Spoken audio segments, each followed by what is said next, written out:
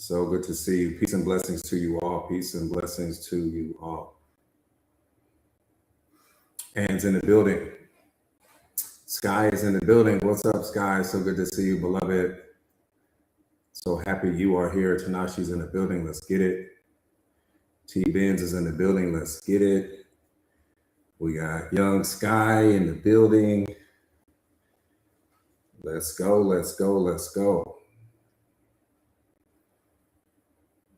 Peace and blessings to you all. Cat lovers in the building. What's up, beloved? So good to see you. Paulina's in the building. What's up, beloved? So good to see you. So good to see you all. Peace and blessings to you all. T. Benz, let's go. Jessica's in the building. Let's get it, Jessica. Let's get it. Let's get it. Let's get it. Let's get it. Let's get it. Let's get it. Let's get it. Make sure all of these things are off. I appreciate that. I appreciate that. Melania, I appreciate that. Beloved, I appreciate that. More than you know. More than you know. Monica's in the building. What's up, Monica? So good to see you.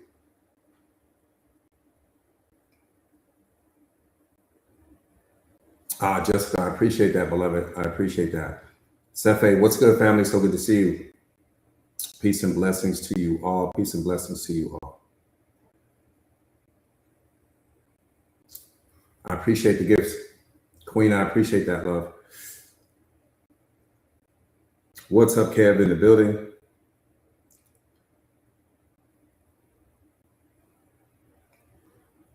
Just a key.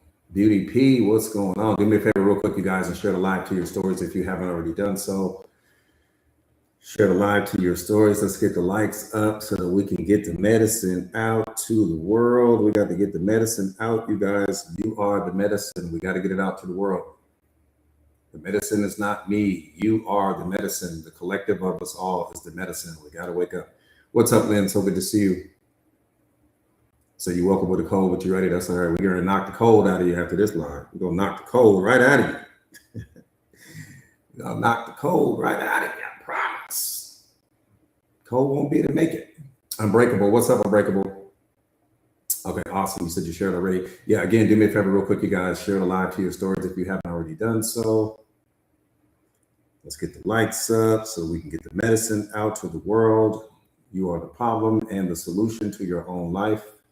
That's a beautiful thing. The only problem you have in life is a thinking problem. It's the only problem you have. You don't actually have problems. Never had a problem.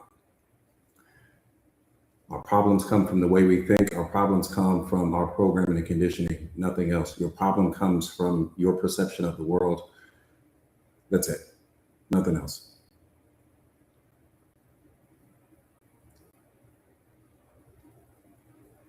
Yeah, your problems all come from your programming and conditioning. Thinking that having problems is a problem is the biggest problem you have. All of your problems are a blessing, but you won't understand that until you become self-aware.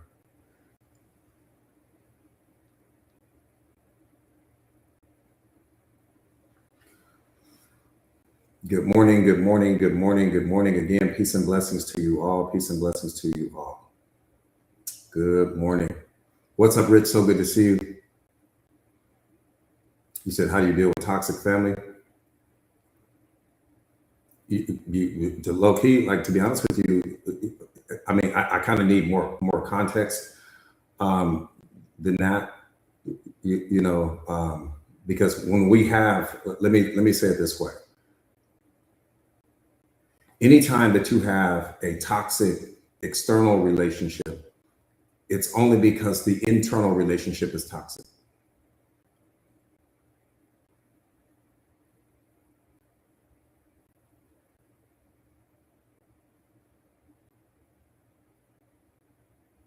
It's the only reason. No other reason. Jazz, what's up, beloved? So good to see you.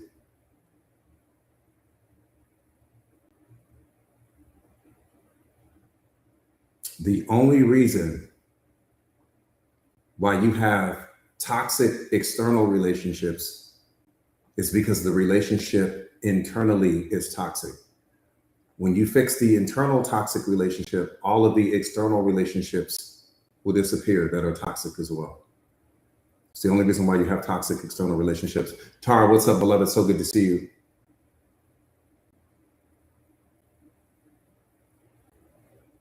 Right. And so again, because I'll give you a great example of that.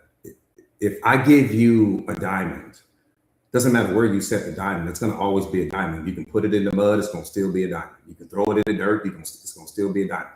You can take it to the bottom of the ocean, it's going to still be a diamond. You take it to the moon, it's going to still be a diamond. Doesn't matter where you take the diamond is always a diamond. Doesn't even matter if you surround a diamond with low quality people, it's going to still be a diamond. If you surround the diamond with high quality people, it's going to still be a diamond. No matter where you take that diamond, it's going to still be a diamond. Okay, you're the diamond in the situation. And so when you're the diamond in the situation, it doesn't matter who's around you. That's none of your business. Your job is to always be the diamond and to not become a reflection of the environment, to not become a reflection of the situation, to not become a reflection of what's in someone else, to understand that what's broken in them, you didn't break. It's not your job to fix people that you didn't break. Your job is to be the diamond. No matter what environment I place you in, you shouldn't change because of what's happening in the environment. That's the problem. We walk around and we'll enter certain environments, and you start to change and transform, and you start to become a reflection of the environment. It doesn't matter if the people outside of you are toxic. What I'm worried about is what are you when they are doing what they're doing? Because I'm the diamond no matter where I go. It doesn't matter what's happening with other people. Doesn't matter. You can place me in the most toxic environment in the world. I'm going to change the environment. That's why God created you. He created you to become so powerful that you would have the ability to transform any environment that you're in, to have the environment become a reflection of you versus you becoming a reflection of the environment.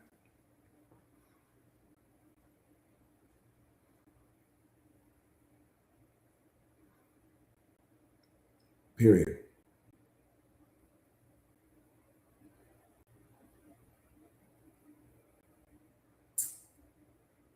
Destiny, what's up, beloved? So good to see you. That's it. So if you are the diamond in your life, again, it shouldn't matter where you go. I can throw mud on the diamond, it's still a diamond. I can throw gasoline on the diamond, it's still a diamond. I can throw dirt on the diamond, it's still a diamond. You know, I can bury the diamond underneath the ocean, it's still a diamond. No matter where I take that diamond, it's still going to be a diamond. It never becomes a reflection of the environment. Don't lose sight of that. That diamond will never become a reflection of its environment. It will always stand out no matter what environment you set it in, and that's you. You're the diamond in your life. So it doesn't matter what's happening with other people. What matters is what are you reflecting? What are you carrying? What are you bringing to the moment? Because if you become a reflection of the environment, then you're not the most powerful version of yourself. The environment is. If the environment has the ability to change how you see yourself, to change how you feel about yourself, to change what you think about yourself, then what the environment is reflecting to you is that you're not in control of yourself. The environment is. You can take me to the hood, I'm gonna still be this version of me. You can take me to Beverly Hills, I'm still be this version of me. You can take me to the bottom of the ocean, I'm still be this version of me. Doesn't matter where you take me.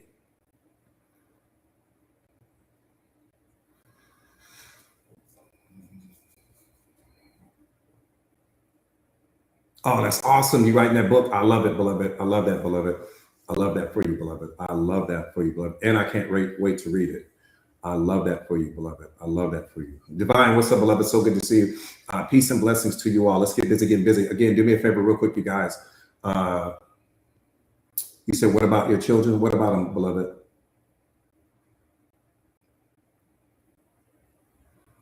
What about them? Brock, what's up, Brock? So good to see you, beloved. Brianna's in the building. Lioness in the making. Welcome to Lion School. Hey, Coach Cook, what's up, Coach? So good to see you, family. So good to see you. So good to see you, Coach. So good to see you. Always a blessing when you are in the house. Always a blessing. Always a blessing. You know, and that's one of the things I love about. Let me say this. Let me see if I can answer this young lady's question before I pull off. Yeah, it's welcome to Lion School, man. You in the lion's den right now. So if you got a sheep's mentality, you might want to leave. If you can't handle a lot of truth, you might want to leave. You got to get gazelle's mindset, you may want to pull out right now. This is Lion School. You're going to hear a level of the truth that you are probably not accustomed to. And you got to have thick skin to be here, because that's the only way you're going to become the most powerful version of yourself. You got to have thick skin. You got the military, you got the Army, and then you got the Navy SEALs. Yeah, the Navy SEALs, they're soldiers too, but they're a different branch. They're a totally different league. Coach, I appreciate that. I appreciate that. I appreciate that, family. I appreciate that in ways that you can't even imagine.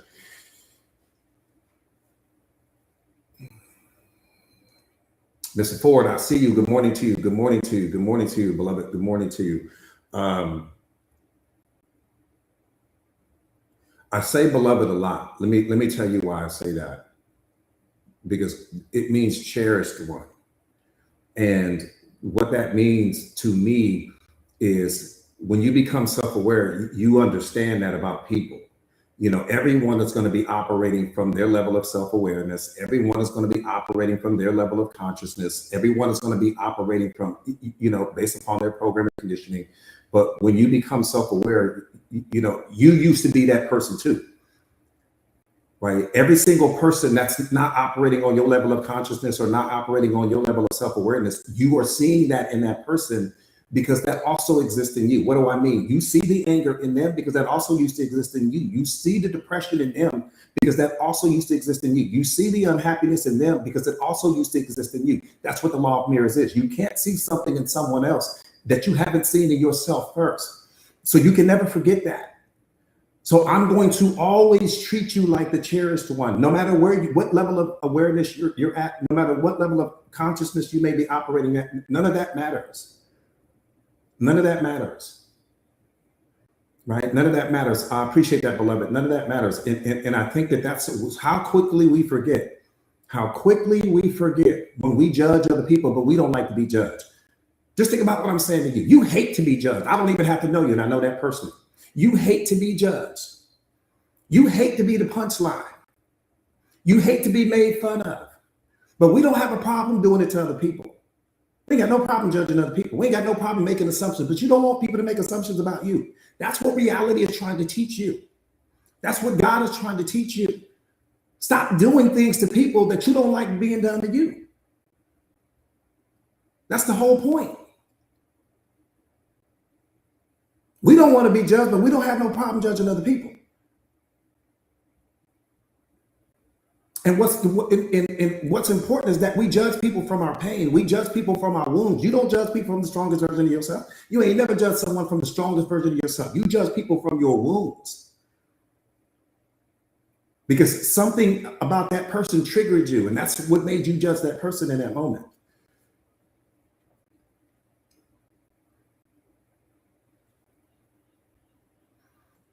All right, let's get busy, getting busy. Again, do me a favor real quick, you guys, before we pull off. Do me a favor and share the live to your stories.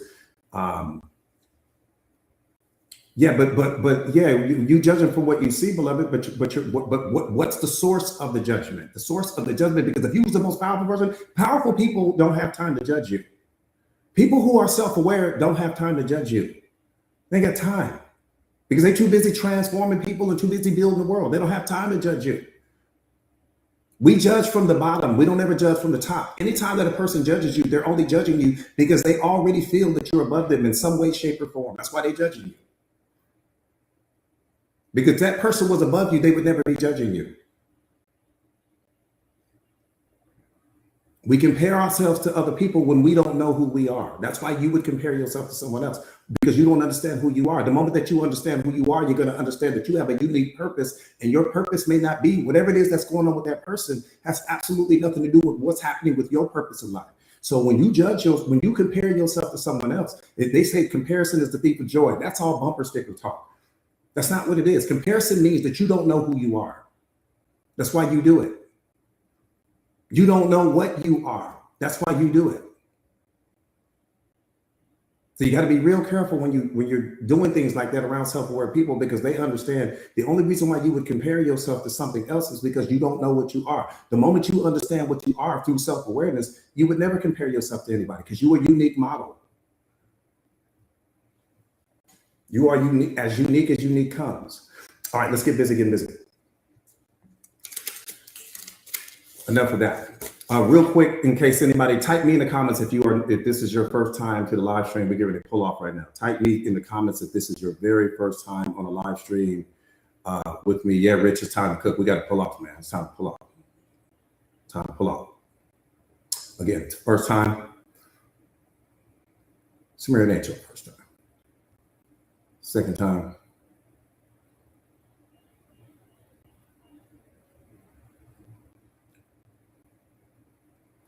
Okay, real quick, my name is Jordan Williams. I am a certified life coach.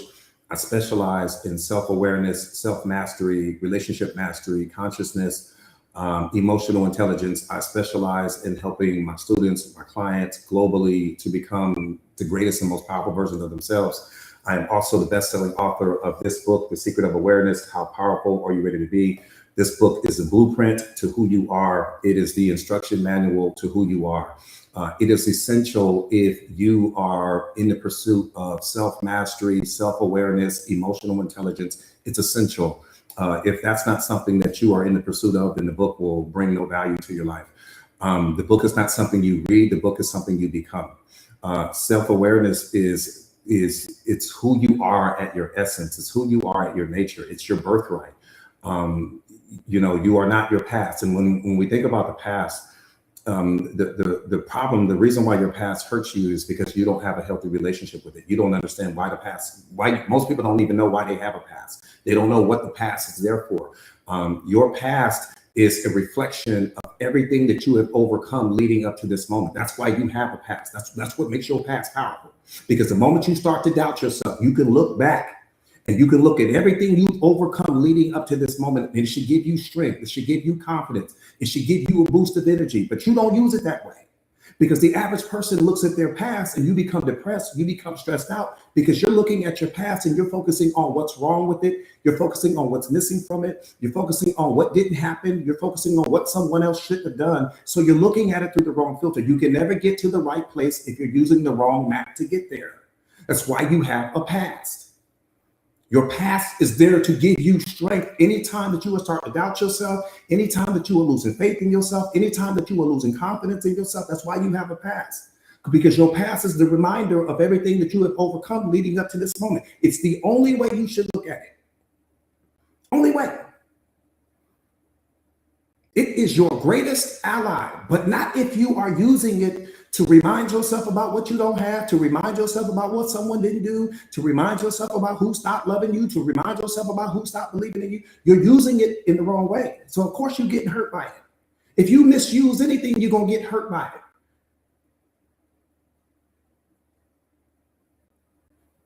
I can put you in a NASCAR right now. If you've never driven a NASCAR, that car is going to hurt you. Not because you don't know how to drive, because you've never driven a car of that magnitude. Your past is the same way. If you don't understand how to utilize it, you're going to misuse it. But it's the same thing we do with our body. It's the same thing we do with our mind. When you don't understand something, you'll misuse it, not because you're a bad person, but because you don't have understanding. The moment you gain understanding, you understand how to use your past, then it becomes something powerful in your life. But the average person, you depressed because of the past. You got all this fear in your life. What do you think the fear is coming from? The fear is coming from you projecting your past onto the present moment. That's what's producing the fear.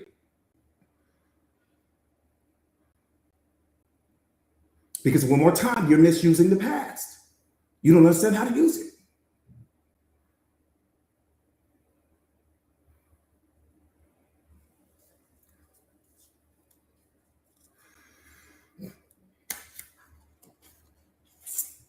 All right, let's get busy. I can make the argument the greatest thing you have in your life is the past, but again, it's because it's the only evidence that you have that you are badass. You don't have any other evidence that you are badass other than your past. Your past is that constant reminder, the constant reminder that all the relationships you thought you couldn't overcome, you overcome the relationship. That job that you thought you wouldn't be able, you overcame all of that. That person that walked out of your life, you got through that. That birth that you was going through, maybe that first child that you had, and you was all scared and everything like that, you overcame that. Now your baby running around healthy and doing whatever it is they're doing. That's what it's there for.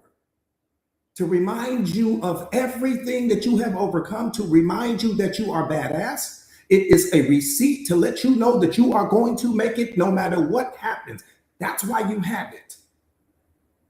But if you look at it through any other filter, you're going to hurt yourself with it. Like anything else in life.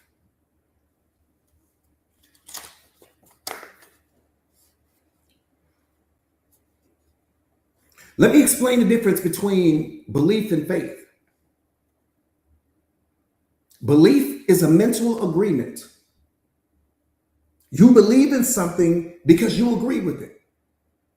So everything in your life right now that you believe in, you only believe in that thing because you agree with it. Faith is belief that produces action. That part right there, Red. That part right there. Red, what's up, beloved? So good to see you. One more time. The difference between faith and belief is a mental agreement. The only reason why you believe in something is because you agree with it. Everything in your life right now that you believe in, you agree with it. But sometimes you can believe that you're not worthy.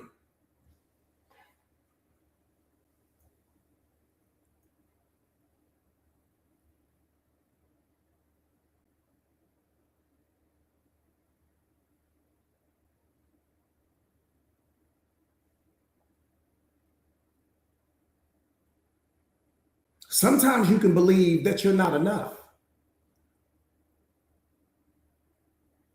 Sometimes you can believe that you're not lovable. Sometimes you can believe that you'll never find love again. Sometimes you can believe, different things about your past. That's what I need you to understand.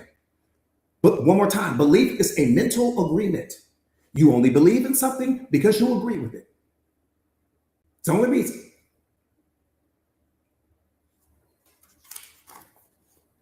Faith is belief that produces action. Faith without corresponding thinking is frustration. If your thinking does not change your behavior, it has not become faith yet. Many of you guys are stuck because your thinking hasn't changed your behavior, beloved. Yeah, you doing all this thinking. Yeah, you acquiring all this powerful information, but your thinking hasn't changed your behavior. You still who you were yesterday, just with more powerful information. Too much truth already? Just let me know if there's too much truth already. I said the reason why you stuck is because you acquiring all. See, faith is belief that requires action. So if you have faith, but you don't have the corresponding thought to go with that faith, then all of that's just confusion. So you acquiring all of this powerful information, you showing up to the live, you reading books, you doing all these things, but you still got yesterday's mindset. You cannot build tomorrow's future using yesterday's mindset. That's why you stuck. Oh, coach, it's not working for me. No, you're not working for you. You're not applying the information, beloved. Yeah, you acquiring the information, but you're not doing anything with it. You still got the old thinking. So what you're doing is you applying powerful information on top of yesterday's thoughts. Then you wondering why you're not the most powerful version of yourself yet. You still walking around with yesterday's behaviors. You still walking around with yesterday's attitude. You still walking around with yesterday's belief system, but you got a whole quantum computer sitting here full of brand new information that I taught you personally. I don't know what else you didn't gain from somebody else, but I know what I've been teaching you.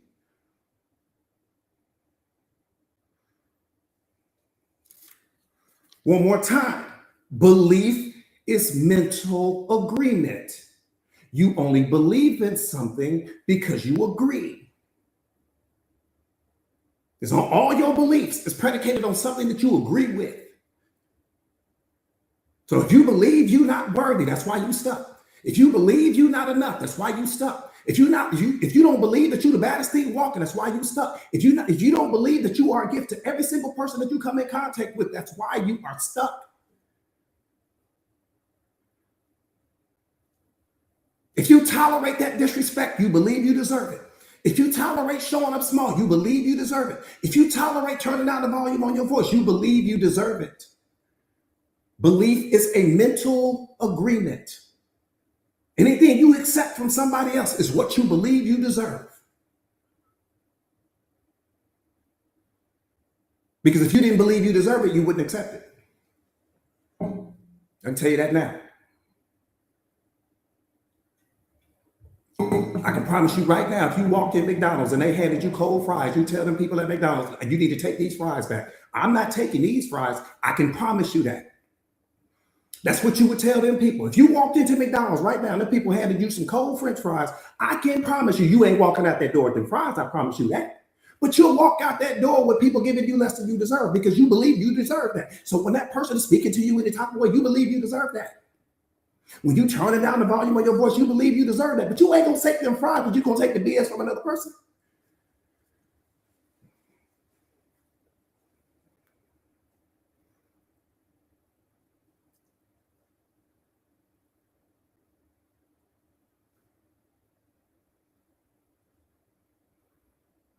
I ain't said a thing. I'm just letting my silence do all the talking. I'm talking about we gonna go crazy about some fries, but we ain't gonna go crazy about this person that's disrespecting you. You ain't gonna go crazy about that person you gotta walk on eggshells for. You ain't gonna go crazy about that person that I gotta walk around the landmines called your emotions because I'm afraid to upset you, but I'm terrified to lose you at the same time. But I ain't terrified to lose myself. I ain't afraid to lose me. I'm just afraid to lose you. Never realizing and understanding I've already lost me. I'm sitting in the back of the station wagon of my own life, asking you to give me breadcrumbs so that I can have something to eat mentally, spiritually, and emotionally.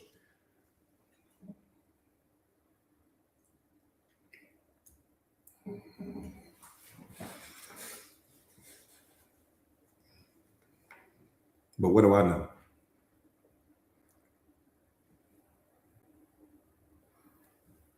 What do I know?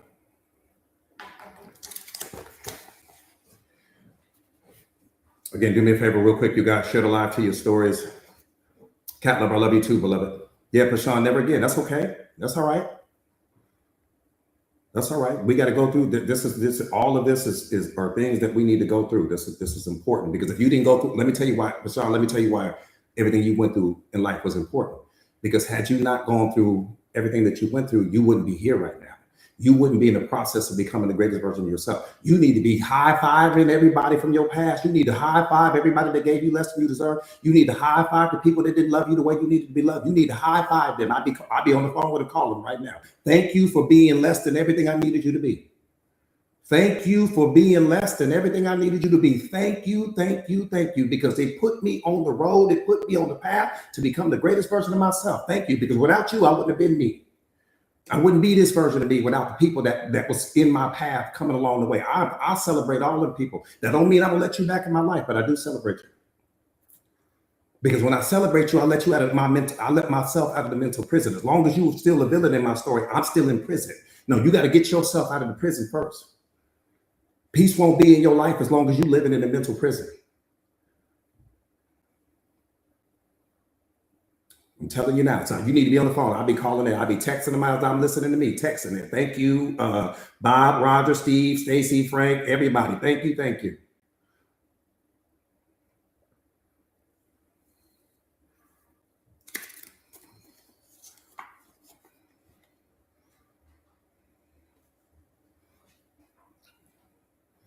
That part right there, Brianna, that part right there.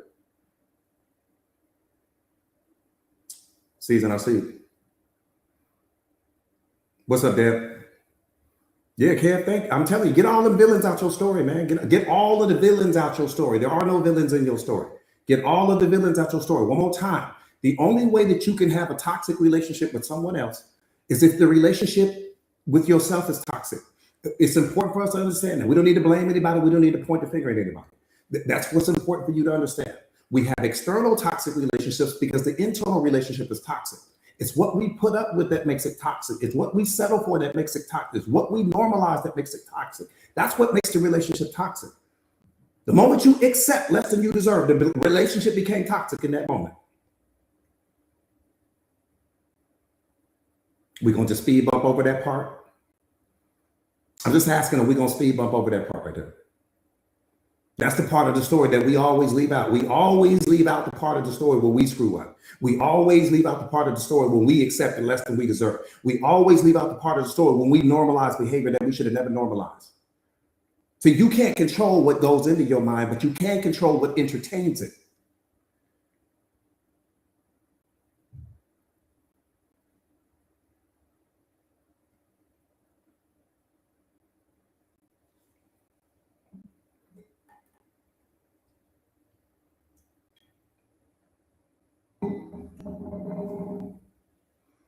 Yeah, it's all accountability, beloved. It's all accountability. I said you can't control what goes into your mind, but you can control what entertains it. Because I can't control what comes out of your mouth. So whatever you say comes out of your mouth, I can't control that, but I can control what entertains it. I can control what I entertain. I can't control what you say. I can control what I entertain. I can't control your behavior. I can control what I entertain. I can't control your attitude. I don't have control over that. I only have control over what I entertain. So the relationships become toxic because of what we entertain, not because of what the other person did, because of what we allowed.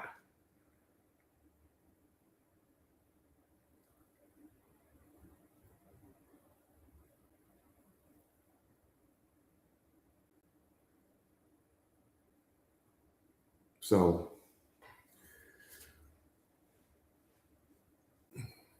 but we leave this. See, watch this, Jazz. But we leave that part out of the story, beloved. We gonna leave that part out. Oh yeah, we're gonna leave that part out. We ain't gonna say nothing about that part. We're gonna talk about everything they didn't do.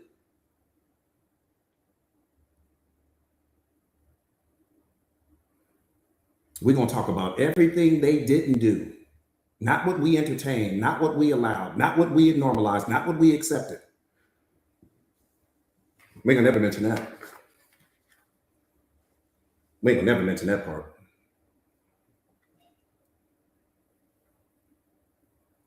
I'm talking, we ain't gonna never do it. Then you gotta love, I love the mess, Jazz. That part right there, beloved. I love the mess. I love the mess, all of it. I love every single chapter of my life. I love all of the chapters. Fall in love with every single chapter of your life right now, or unconditional love will never be in your life. Happiness will never be in your life. If you don't fall in love with every single chapter leading up to the chapter you standing in right now, you're going to be in trouble mentally, spiritually, and emotionally. Some of you guys are depressed, you unhappy, you stressed out, you got all this anxiety because you have chapters of your life that you don't love. You got certain chapters that you highlight. Those are the ones you promote on social media. And then you got chapters that you are ashamed of. You got chapters that you're embarrassed about. You got chapters that you don't love, that you're not happy with. But how can unconditional love be in your life if you don't love yourself unconditionally? If you don't love every single thing, I tell you guys this all the time, you cannot hate your way to a life you love. If you don't love your here and now, you will never love your there and then.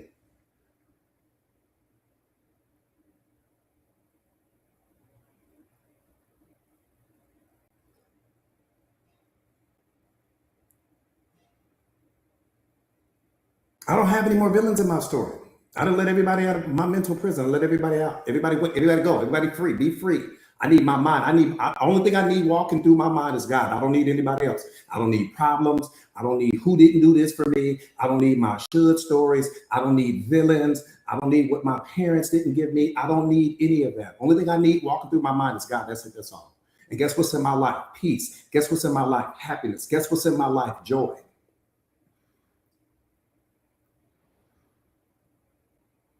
In order for you to be who you are right now, every single person that has entered your life has shaped, altered, or affected the timeline of your life somehow, some way. Every single one of those relationships were necessary for you to be the person you are in this moment. If I can't tell you nothing else, I can tell you that. I can promise you that. Even the bad relationships, I can make the argument that the bad relationships have added more value to your life than the ones that you call positive. Why? Because you gained awareness, you gained wisdom, and you gained endurance. That's what all of the toxic relationships give you. If you look back over your life, you'll see you get awareness, endurance, and wisdom through all your relationships. Look back over all of them. You're way smarter now than you were before you ever stepped in that relationship. That's what they give you. You sitting here looking at it through a bad filter. You sitting here looking at see, the life you receive is the life you focus on. If all you focus on is what's wrong, then that's all you're gonna see is what's wrong. If all you focus on is your problems, then guess what you're gonna become? The problem. If all you focus on is what's missing from your life, then you're gonna become the problem in your life. Everything is about the filter you choose to see your life through. I tell you guys this all the time. Life is not what's hurting you, only your perception of it.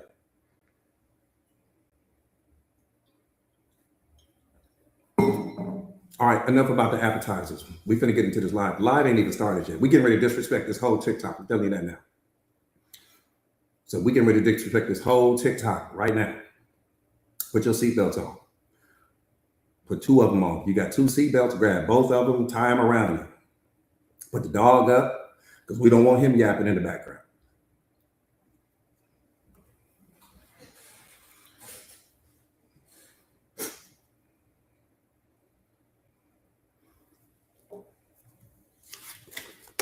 Yeah, we don't want him. Put a little Roro up.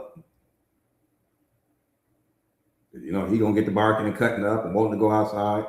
So if you need to take him, outside, take him outside real quick. Come on, Roro. Come on, because he ain't gonna bite nothing. You already know that now. Roro ain't gonna bite nothing. He ain't gonna do nothing but get the look. As soon as somebody break in your house, he ain't gonna do nothing but look. So go on, take Roro outside so he can use the bathroom. Give him some water real quick. And tell Roro he need to sit down somewhere.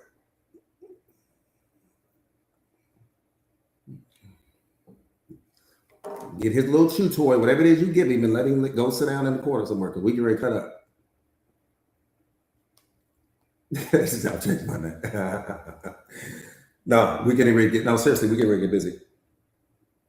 We getting ready to disrespect this whole live. Anybody that needs to go live today, I apologize in advance, because we're going to disrespect this whole live. Valerie, what's up, beloved? Turning heads, what's up, beloved? So good to see you guys. Some of my day ones right there. Some of my day ones right there for sure.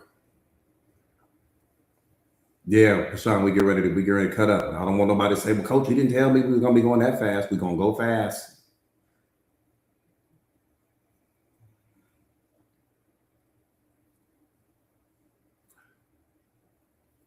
Nephew said, let's go. All right, boom, let's get it.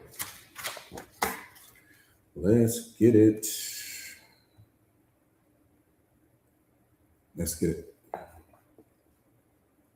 NASCAR fast, right there, Jessica. NASCAR fast, beloved. Kai, it takes a long time. That's a great question, because I write the lives every single day. And here's the thing, what's crazy about it is I always end up writing, because first of all, I never know how long I'll go. I know I'm at least be 2 hours.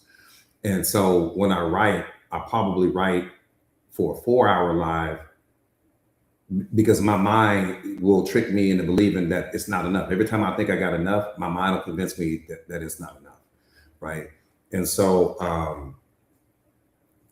it ends up taking me, but it's the research, it's the writing, it's the shadow boxing with my mentors and different people like that. It's the fact checking, because my students know I'm big on universal truth.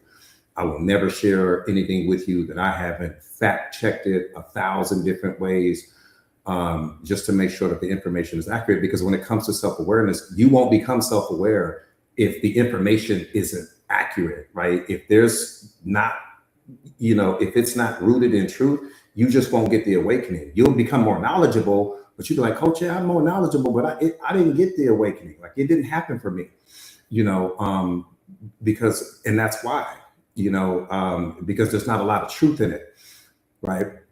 The truth is what transforms you, right? If you hear the truth one time, it will excite you.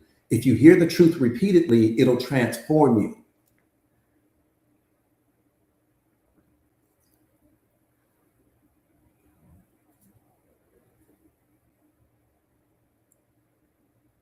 Make sense? All right, let's get busy. Cat lover, let's go, beloved. That part right there, sis. Benjamin, what's up, beloved? So good to see you. So good to see you. Jessica said, you got me on repeat, beloved. I hear you. Jalen, what's up, Jalen? Jalen, I know you growing like a weed. Jalen show up. Jalen show up every day. Silas, what's up, beloved? So good to see you, Silas. All right, let's go. Let's go, you guys. You're going to have to empty your cup. You're going to have to empty your cup for this one. Listen, JG, what's up, JG? Empty your cup. Empty your cup, first and foremost. Empty your cup. Listen with your spiritual ears, not with your programming and conditioning. Listen with your spiritual ears, not with your triggers.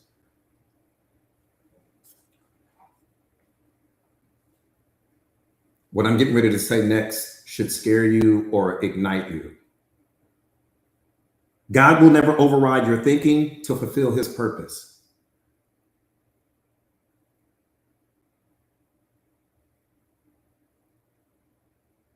Never. He will never override your thinking to fulfill his purpose. That's the highest level of unconditional love there is. Even though he has the power to, even though he can, he won't.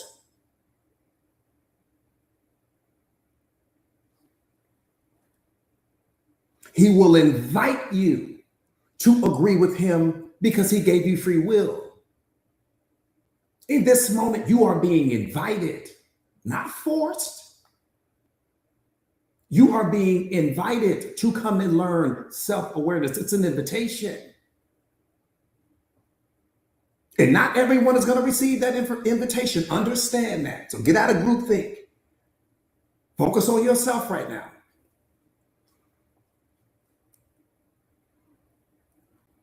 Let's have a talk about vision.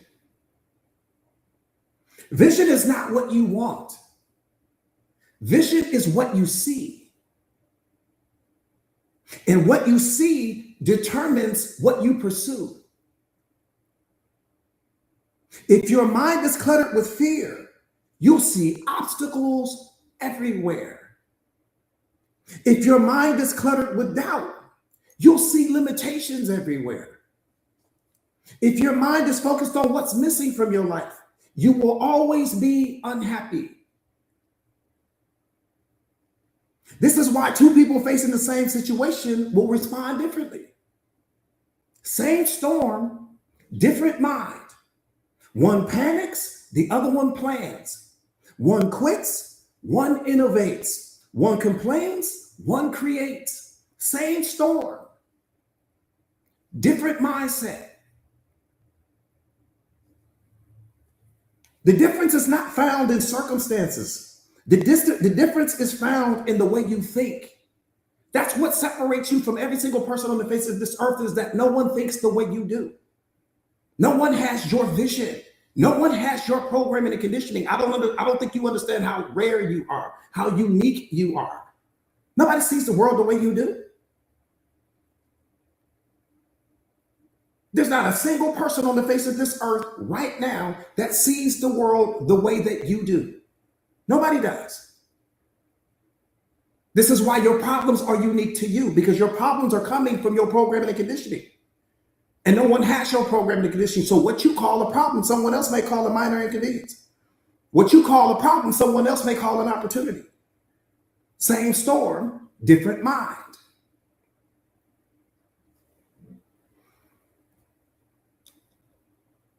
We think what makes us unique is the way we look.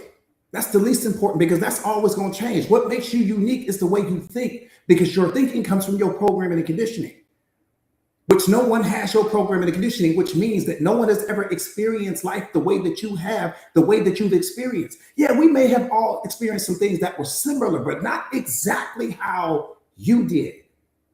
Not even your brothers and sisters experience life exactly how you experienced it. I don't give a damn if you got a twin. That twin has different programming and conditioning than the programming and conditioning you have. Nobody sees the world the way you do. God made sure of that.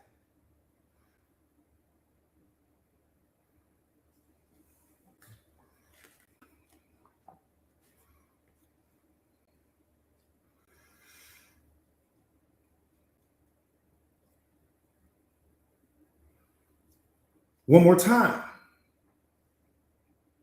Vision has nothing to do with what you want.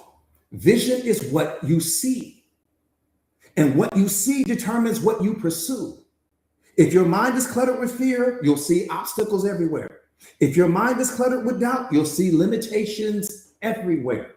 If your mind is focused on what's missing from your life, you're going to always be unhappy. So anytime that you're unhappy, just understand you're focusing on what's missing from your life. You're focusing on what's not there. You're focusing on what you don't have.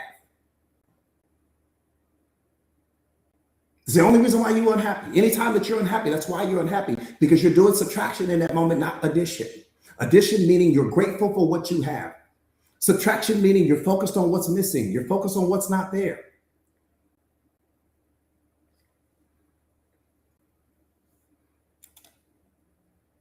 Some of you guys have become masters at making permanent decisions based on temporary situations.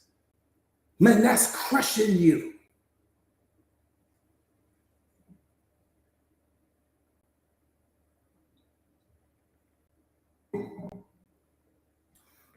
That part right there, Carlita, that part right there.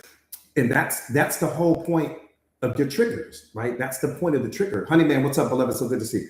That's the whole point of the trigger. The trigger is only pointing out where fear reigns over love in you. That's what all of life is. That's what life is trying to show you. Life is just trying to show you through people, places, and things where fear reigns over love in you.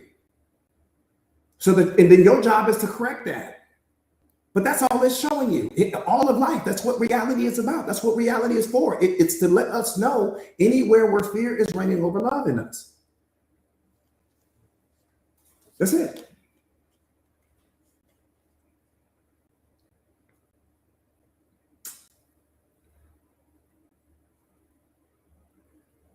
Your circumstances don't shape your future. Your decisions do. So I don't care how egregious your circumstances may be. It doesn't matter what's happening with your current circumstances. That is not what's shaping your future. What's shaping your future is your decisions. The decisions you make in that situation, decisions you make in that environment, the decisions you make in that toxic relationship, the decisions you make with respect to whether you're going to have a growth mindset or whether you're going to procrastinate and struggle with the crazy and all these other things like that.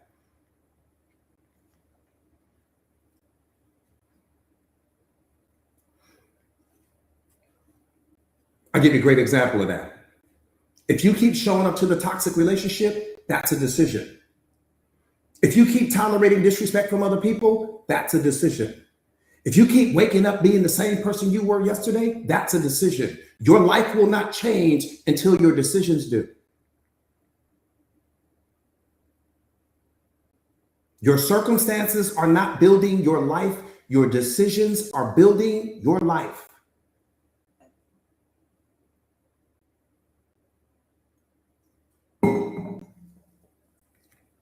Do me a favor real quick, you guys, and share the live to your stories if you haven't already done so. Yeah, your life won't change until your decisions do. Bottom line.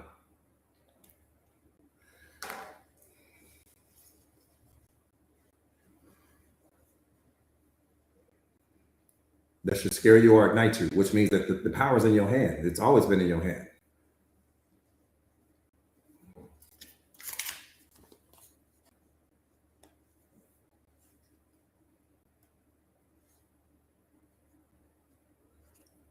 Listen carefully to this.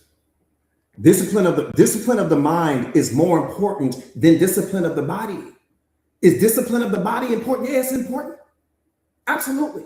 But it's not nearly as important as discipline of your mind. Because you can fast and still think wrong. You can pray all day and still believe lies. You can shout at church and still sabotage your own future. Nothing is more important than your mindset. That's what today's entire conversation is about. It's about your mindset. One more time. Discipline of the mind is more important than discipline of the body. Yes, discipline of the body is important. We get that part. But it is not nearly as important as you disciplining your mind. Because you can fast and still think wrong. You can pray all day and still believe lies. You can shout at church on Sunday and still sabotage your own future. Some of you guys are doing it. Yeah, you at church every Sunday, but you still sabotage your own future.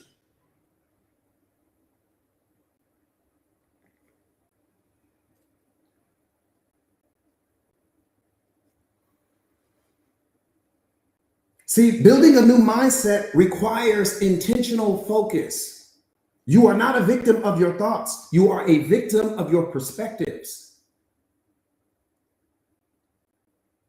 It got nothing to do with your thoughts.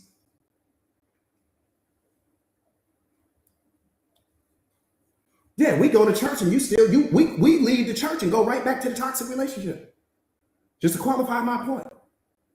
We leave the church and go right back to low vibrational people, just to qualify my point. We leave the church and go straight back to procrastinating, straight back to making excuses.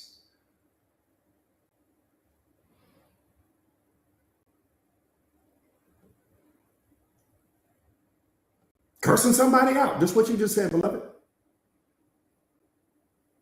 I mean, you 5 minutes out of the church parking lot, you cursing somebody out already.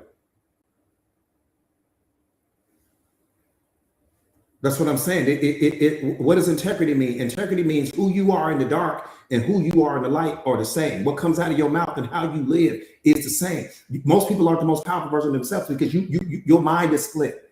You two different versions of yourself. You the version of yourself that goes to church, and then you the version of yourself that you become when you at the club. You the version of yourself when you are around your friends, and then you the version of yourself that you transform into that's a reflection of that browser history that you don't want nobody to see. This is what I'm saying. There's two different versions of you. For the people that stuck, that's why you stuck. Because you're not aligned. Your dark and your light are two completely different things. So which version of you is God supposed to bless?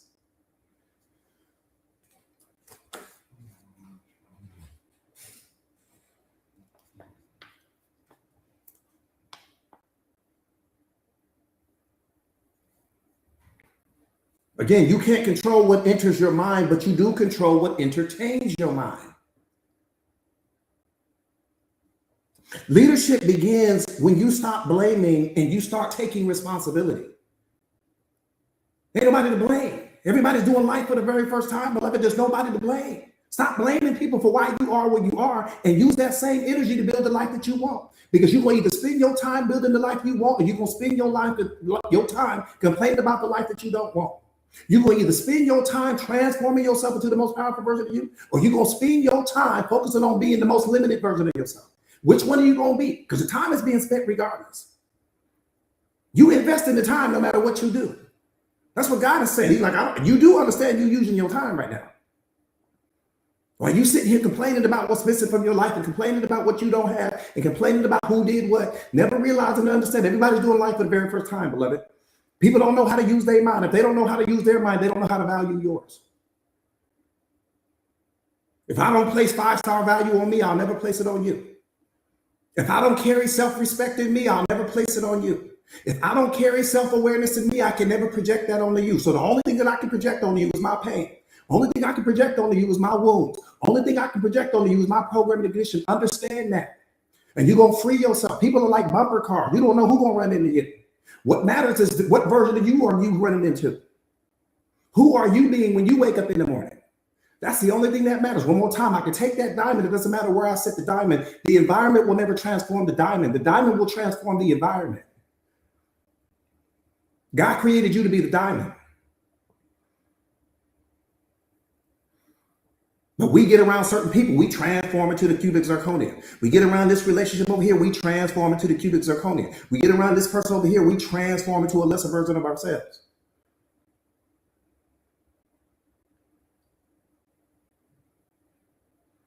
But we get around our friends, we holler and we the diamond. We holler and we know our value. We holler and I'm a 5-star. I would never tolerate this. I'd never let somebody do that. We go straight home and let somebody do it.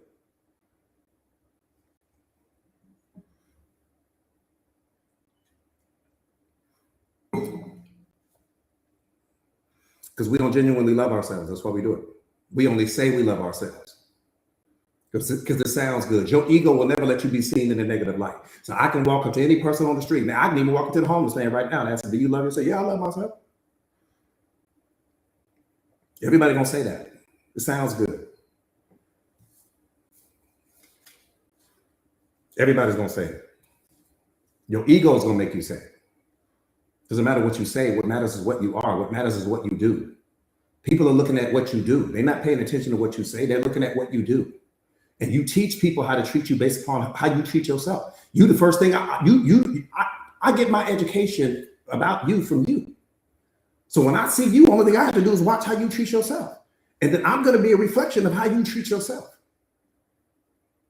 That's what we fail to understand. So that person that gave you less than you deserve, there was something in them. There was something in your energy, something in your aura that had convinced them that it was okay to do what they did. Or the person that stopped placing value on you for some reason. And chances are the person stopped placing value on you the moment that you stop placing value on yourself.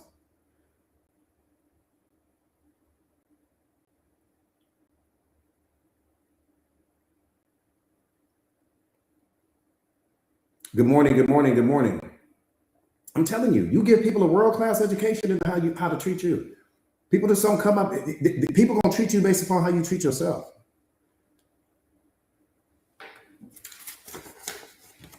I'm telling you, I've been doing this for too long.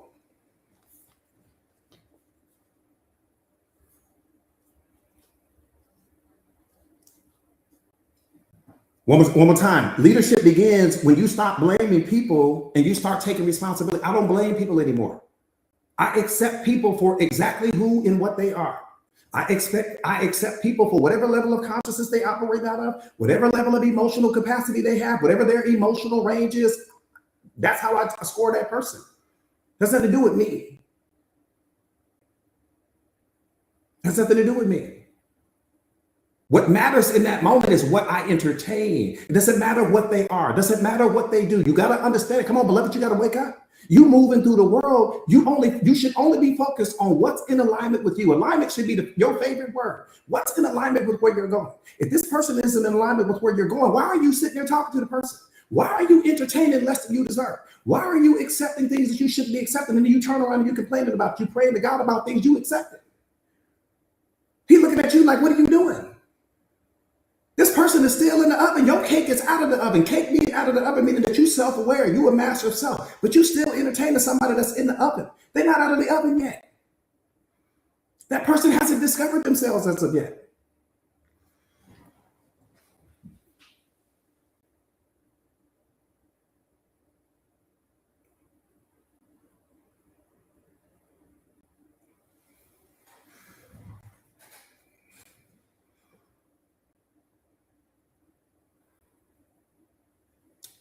Tara, pin that up there for me, beloved. What if they were jealous about something? I missed it. They be having you do crossword puzzles and all kind of stuff over here.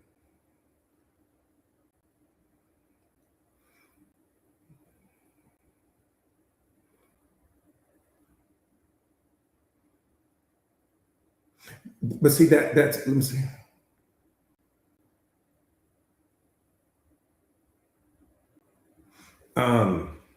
That's their issue though, beloved.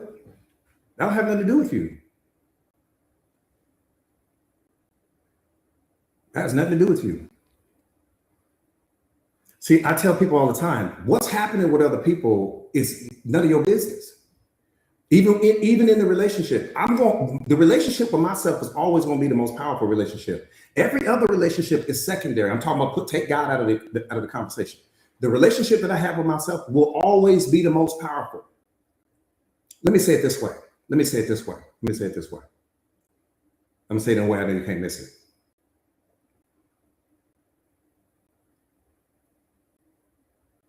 If I have a 5-star relationship with myself,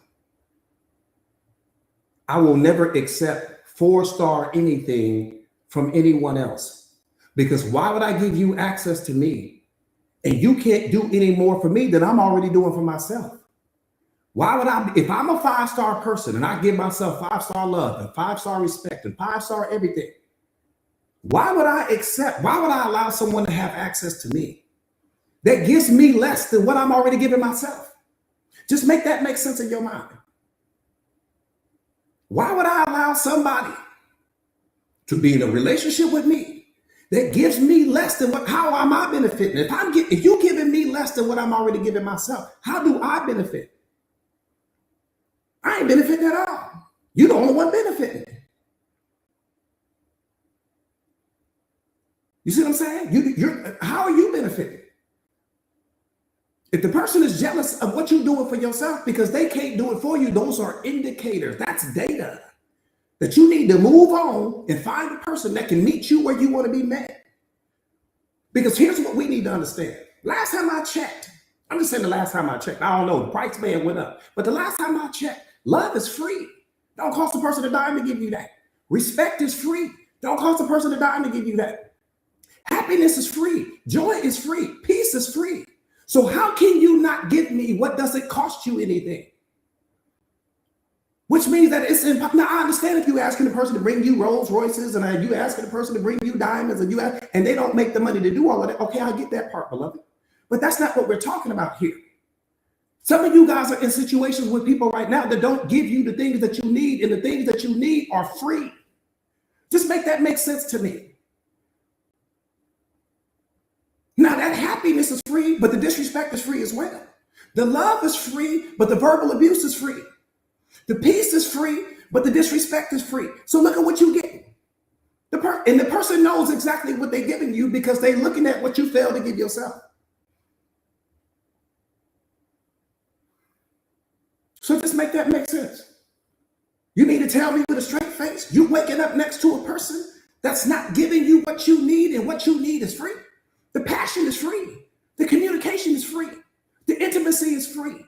The joy is free. The peace is free. It's all free. So how are you emotionally bankrupt in the relationship when everything you need to sustain the relationship don't cost you a dime?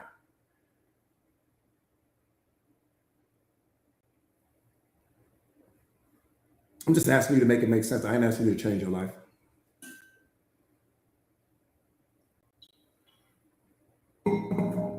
I'm not asking you to change your life right now. I'm just asking you to make sense of it. Not for me, but for you.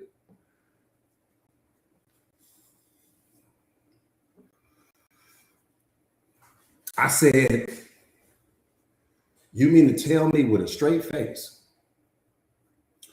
that you waking up next to a person every morning, you choosing this person? Hang on, freeze. We finna disrespect this whole life.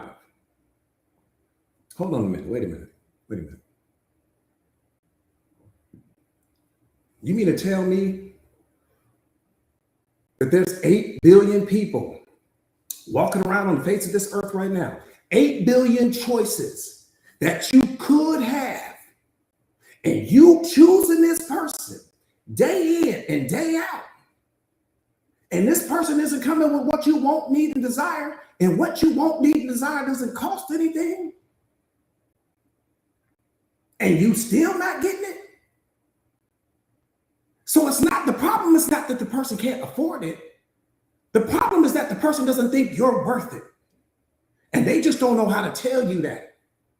See, whatever I fail to give you, I don't give it to you because I don't feel you're worth it. That's problem number one. Or I don't know how to give it to myself. And because I don't know how to give it to myself, I don't know how to consistently give it to you. Both are a problem. I'm either not giving it to you because I don't think you're worth it, or I'm not giving it to you because I don't even know how to give it to me. How can I give you what I don't know how to give myself? But when I came into the relationship, I came in pretending.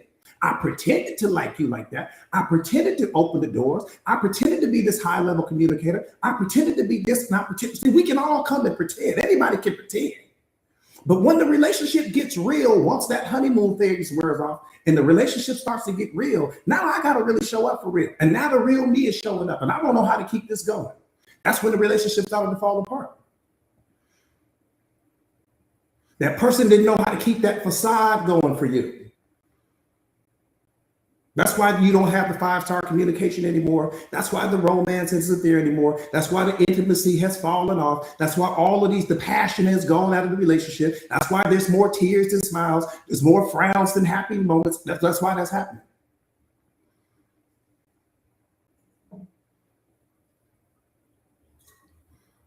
But here's the truth. All of those things are indicators. They're not problems. They're indicators. It's all data. You ain't got a problem at all in your relationship. You're just reality is showing you, you're seeing a version of reality that you really aren't ready to accept yet. I tell most of you guys all the time, most people don't have problems. What you have is a reality that you don't want to accept. And when you don't want to accept that reality, it metamorphosizes into a problem. You don't have relationship problems. You have truth, a level of truth that you're just not ready to accept.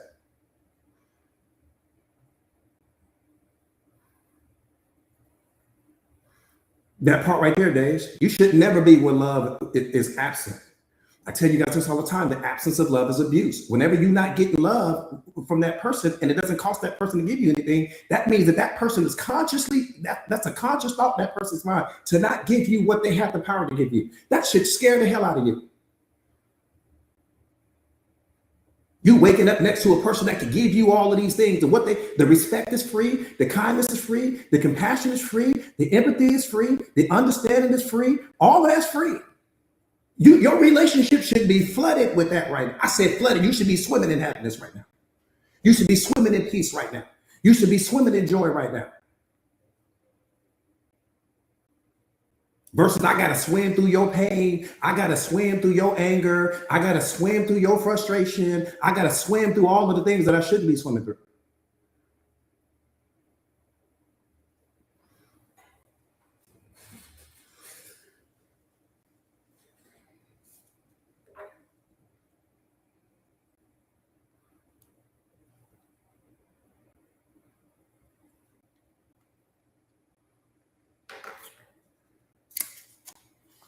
Nah, I'm not a preacher.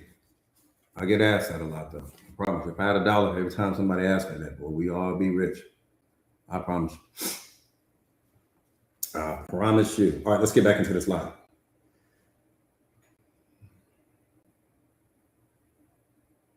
One more time. You can't control what enters your mind, but you can control what entertains it.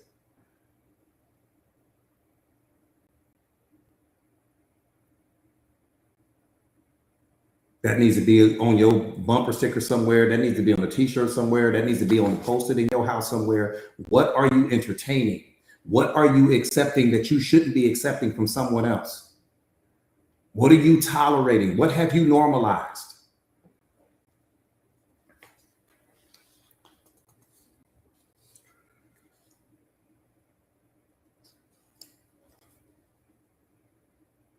Let me tell you something. Blaming is a sign of immature thinking.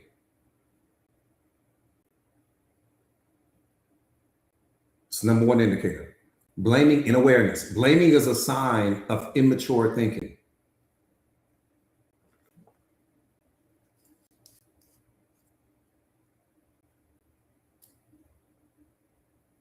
Responsibility is the evidence of renewed thinking. God is looking for leaders, not for people who complain all day. He is looking for thinkers. He's not looking for reactors.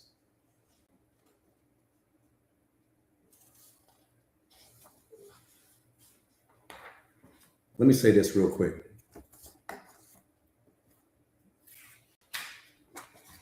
Let me say this real quick.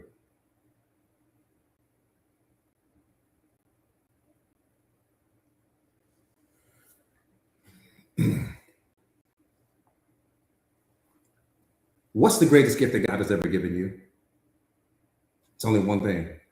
What is the greatest gift that God has ever given you? Let me see if you get it.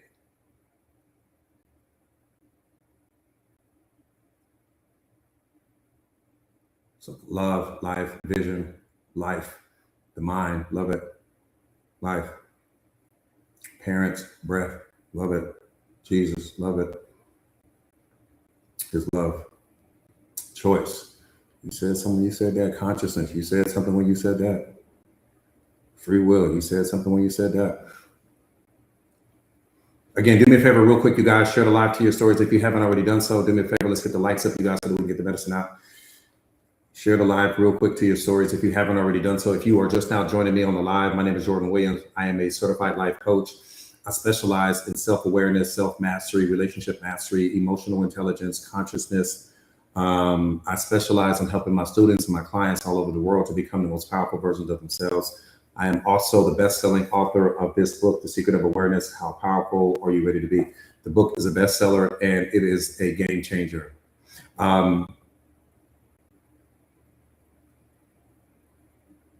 This should hit you in your chest right now what I'm getting ready to say to you.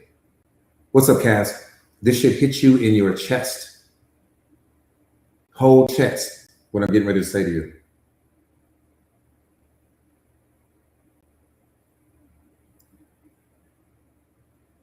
The greatest gift that God has ever given you is He gave you His Spirit. I appreciate that, beloved. I appreciate that because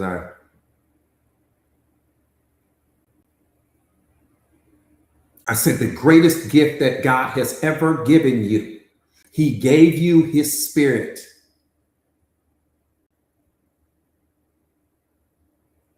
If that don't do something to you, I don't know, man. I don't. If that doesn't do something to you, if that didn't just illuminate your whole spirit, then I don't know what will. I don't.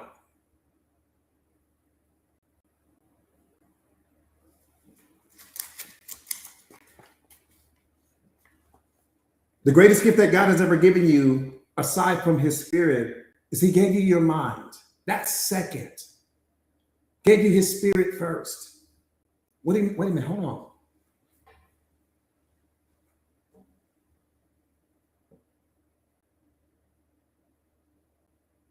He gave you His Spirit, but we gonna show up small. He gave you His Spirit, But we're going to show up and not be the most authentic versions of ourselves. He gave you his spirit. You're going to tolerate the disrespect. He gave you his spirit. And you're going to walk on eggshells. He gave you his spirit. And you're going to be concerned about losing some person. And you walking around, you carrying God's spirit in you right now.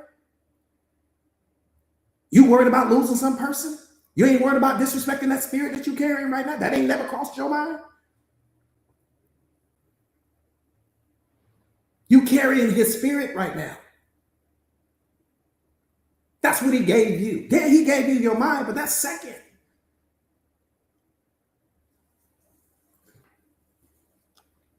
Wish I would. That's why self-awareness is so important, because we don't have one more time. Anything that you don't understand, you will abuse. If you don't have understanding, you're going to abuse it. If you don't fully understand your mind, you're going to abuse it. If you don't fully understand your body, you're going to abuse it. We're going to drink things that we shouldn't. We're going to smoke things that we shouldn't. We're going to, all these other things because we don't fully understand. We're going to allow people to just walk through our minds, say any old type of things for us because we don't value it. We don't understand it. That's why we do things like that, because we lack understanding.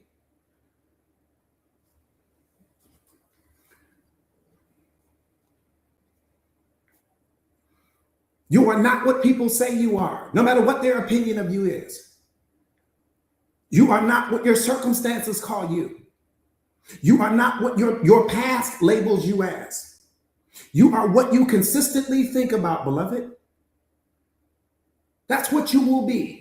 What you consistently think about. Let me tell you why.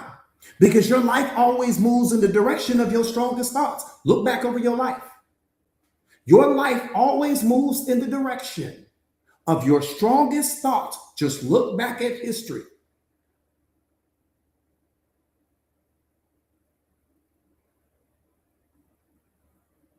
You became whatever your strongest thoughts may have been during that time period.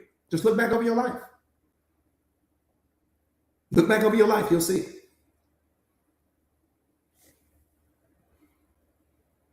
One more time, your life always moves in the direction of your strongest thoughts.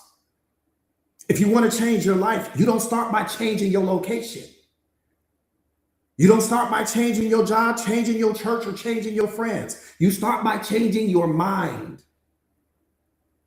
Because if I don't change my mind, nothing changes. I can change my location all day long. My mind is still the same. I can change my relationship. My mind is still the same. I can change my job. My mind is still the same. The same mind that made you unhappy at the first job is going to be the same mind that makes you unhappy at the second job. The same mind that made you unhappy in the first relationship is going to be the same mind that makes you unhappy in the second one. You change in people, but you haven't changed your mind. You don't see the problem with that? You don't see the problem with that? We changing the wrong thing. You changing the house, but your mindset's still the same. You changing the relationship, but your mindset's still the same. You changing the job, but your mindset's still the same. And let me tell you what you're doing to yourself that you don't even aware that you're doing. Let me tell you what you're doing. You go to the new job, and you all excited. You all happy at the new job. Let me tell you why you're excited and why you're happy. Because you give different meaning to it. You give it that new meaning. The same thing that you do when you jump in a new relationship. The reason why you got tired of your old relationship is because of the meaning you attached to it. So when you jumped into the new relationship, you gave that a different meaning, never realizing and understanding that the same meaning that you gave to the old relationship will eventually be the same meaning that you give to this new one. Why? Because your mind is still the same. So if you're unhappy at job number one, you're going to be unhappy at job number two. Not because there's something wrong with the job, but there's something wrong with the way you look at the job, because you're going to become desensitized to the job. Beloved, that's what I'm trying to tell you. You become desensitized to people. And when you become desensitized to people, you attach a different meaning to them. You become desensitized to your job. And when you become desensitized to your job, you're going to give it a different meaning. You become desensitized to the certain people that's moving in and out of your life. And when you do, you will give them a different meaning. Let me qualify that for you in case you're struggling. Look at all the clothes in your closet right now. All the clothes in your closet right now, at one point in time, used to excite you. You used to lay the outfit on the bed. You don't even do that anymore with this particular outfit. Why? Because you give it a different meaning. Well, why do you do it in the beginning and you don't do it in the end? The clothes are still the same. The clothes didn't change. No, what changed is the mindset that looked at the clothes. If you don't change, if you don't get a hold of this right here, man, I'm telling you, you're in trouble, beloved. Not because you're a bad person, but because you've allowed your mind to master you. When God created you to master your mind, it's the first gift he gave you. Beside his spirit, he gave you his spirit, and then he gave you the mind to guide that. So it doesn't matter who you change in and out of your life. I'm telling you right now, if you have failed relationships going on in your life, it's because of the mind. It's not because of the people, it's because of your mind. Because your mind sees people in a way that no one else sees them in. So you can go from job to job all day long. At some point in time, the same thing that made you leave the first job will make you leave the second one. The same thing that made you leave the first relationship will make you leave the second one. I'm telling you now, look back over your life.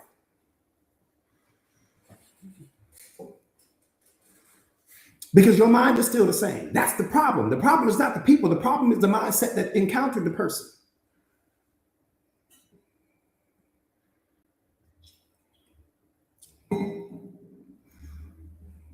I'm giving you universal truth right now. You can jump in and out of all of the relationships you want to.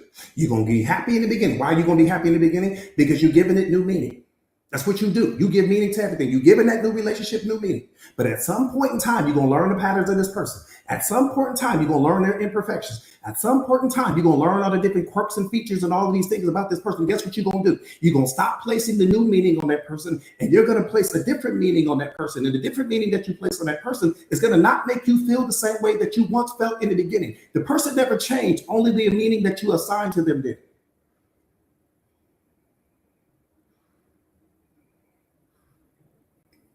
Oh, coach, that's not true, coach.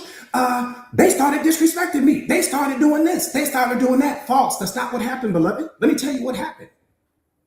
Let me turn your awareness up. Let me tell you what happened. You came in being a character. You came in being everything that that person needed you to be. You was taking care of yourself and shaving all the time and hair done all the time. You was putting on makeup all the time. But you don't really do those things when you're not in a relationship. Make me sit here and talk to you for real. Make me sit here and talk to you for real. Make me sit here and talk to you for real. See, there's a version of ourselves when we're in the relationship, and then there's a version of ourselves when we're not. The version of you when you're not in the relationship, you ain't walking around with that makeup on all the time. You ain't walking around shaving like that all the time. You ain't walking around getting your nails done regularly all the time. You ain't doing none of that. Come on, let's live in the truth. But the moment that you jumped in that relationship with that person, all of a sudden you was doing all of that. Why? Because you showed you that's performance, beloved. That's not who you really are. That's your performance. So you came in performing, they came in performing. But at some point in time, the performance stopped and the real relationship jumped off. And so that person started to wear the face of your disrespect. The person started to wear the face of the fact you don't really love yourself like that. The person started wearing the face of you don't really think that highly of yourself. They started wearing the face of all of the things that you really do when no one else is around.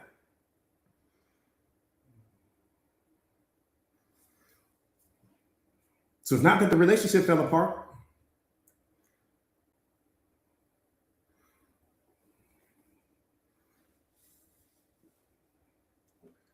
So what's the remedy here? 5-star relationship with yourself before you start trying to have 5-star relationships with other people. Period. 5-star relationship with yourself before you start trying to have 5-star relationships with other people. Be the same person in the dark that you are in the light. The same love you give yourself in the light, make sure you're giving yourself that in the dark. Because that person is coming not because of who you are in the light. They're coming because of who you are in the dark. Your dark is what creates your light. You can't give yourself a 5-star relationship. Just understand that every person that comes in and out of your life won't match that energy either.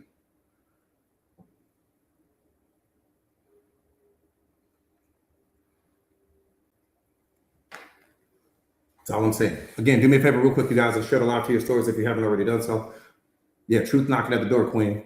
Truth knocking hard. It's about to tear the whole door off the hinges. Truth is knocking at the door.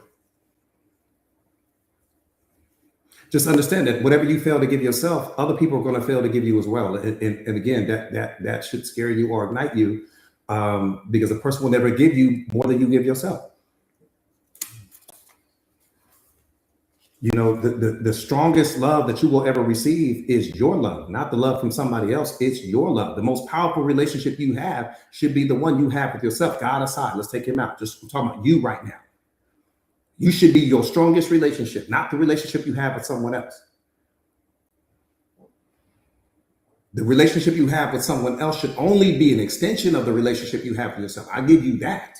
It should be an extension of that. It should be a reflection of that. Then we don't have toxic relationships. We don't have abusive relationships. We don't have any of that. Because I can't claim to love myself at a 5-star level, but I'm in a toxic relationship. I can't claim to have 5-star respect, but I'm in a verbally abusive relationship. I can't claim to have all this love for myself, but I allow a person to give me less than I deserve. That don't match.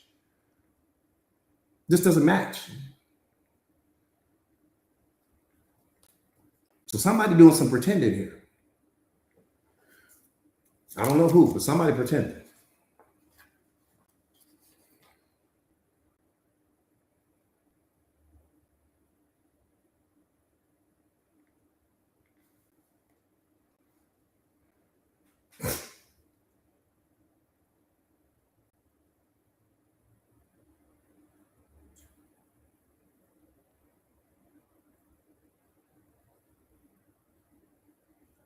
So one more time, if you want to change your life, you got to start with changing your mind, beloved, because it doesn't matter if you jump from relationship to relationship. It doesn't matter. The very thing that made the first one end will be the thing that makes the second one end if your mind hasn't changed. The very thing that made you unhappy at the first job will be the very thing that makes you why? Because you're taking your mind with you.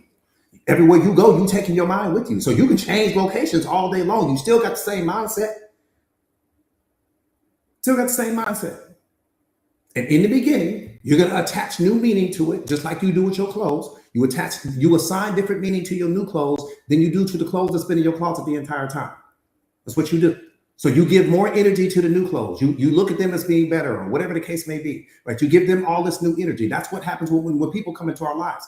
You got the people that's in your life, that's been in your life. That's the metaphor for your old clothes. Your favorite pair of jeans, your favorite pair of this, right? Your favorite dress, your favorite outfit, that favorite coat that you have, right? You love that. Okay, you got certain people in your life that reflect that. And then you got these new people that are coming in your life and you assign this new meaning to them. But at some point in time, these new people are going to become old people. And you're going to give them a totally different meaning. And that's what happens with relationships. We come in and we give it all of this powerful meaning in the beginning, but the same meaning that you give it in the beginning at some point in time is going to change.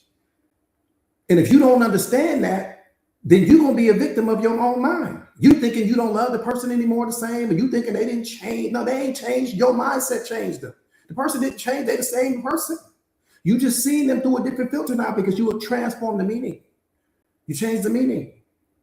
You do it with your clothes all the time. You do it with your car all the time. Oh, I need to go get me a new car. No, you just giving a different meaning to the car. At one point in time, that car had you jumping up and down. Now you assign a different meaning to it. The car is still the same. Yeah, it may have a few miles on it, but the point not to be missed is that you give a different meaning. If you don't understand that, man, you're going to struggle a lot in life. You're going to punish people for things that they ain't even done. This is why self-awareness is so important. I understand that. I don't need other people to be anything for me. I need to be that for myself first. And then you can be in addition to that. I tell you guys this all the time. People cannot create what's missing in you. We punish people and we blame people because they can't give us what we fail to give ourselves. They can't give you what's missing in you. The people can only enhance what's already there, but they can't create what's missing in you. So if happiness wasn't in you, it doesn't matter who you add to your life. There won't be happiness there. If love wasn't already in you and then you add this person to your life, it doesn't matter what you do, there won't be love there because love wasn't there before they showed up. So how are they going to bring love if love wasn't there before they showed up? You're going to assign meaning to that person. You're going to unlock the love within yourself. That's what you're going to do. And then you'll become attached. Why? Because you didn't know how to organically give the love to yourself. You only knew how to give it to you because give it to yourself because you added somebody new to your life. I need you guys to really catch that. I don't know if you guys really are catching what I'm saying with respect to that. I know my students are with me step for step, but some of you guys,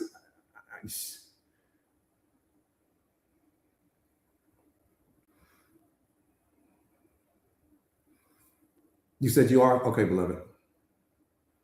Carisha, okay, I see you. Let me tell you what happens. So boom, we moving through life. You're not really loving yourself like that, okay? For whatever the reason, maybe your past traumas, childhood wounds, whatever it is you got going on, we programming and conditioning, whatever it is you got going on. You're moving through life. You meet this new person. And when you meet this new person, you assign meaning to that new person. When you assign meaning to, and you tell yourself a story about the role that this person's getting ready to play in your life, the future that you're getting ready to have with this person, who you hope they become, and who you hope you guys become together, the future that you're going to build, you create a whole story in your mind. When you create all of that in your mind, it unlocks love in you. The person doesn't bring love to you. They give you permission to unlock the love that's already there. So boom, that's what you do. Now you got all this love in you. The love that you didn't have before that person came in your life. You got all this happiness in you. You got peace in you. You on the phone talking to your girlfriends. You on the phone talking to your homeboys about how special this person is. What made them special is the meaning you attach to them. But you don't understand that because you don't have the self-awareness. So then something happens. Y'all get in a breakup or argument, a heated argument, whatever case may be. This person walks out of your life. When they walk out of your life, what makes you hurt? What is the fact that you didn't have the ability to create that love within yourself. You didn't have the ability to create it in yourself. You were only able to create it because you assigned meaning to that person. And we don't understand that. We don't understand that when we add different people to our lives, we assign meanings to that person. We create a story about that person, and all of that unlocks your emotions. And once that person walks out to your sleeping mind, you think that the love is gone. You're not going to feel the same anymore. You're not going to any of that. No, what God allowed that person to show you is what you should be feeling all the time. That's why he gave you access to the person so that you can understand what you hadn't been giving yourself. Does that make sense? He's showing you what you weren't giving yourself.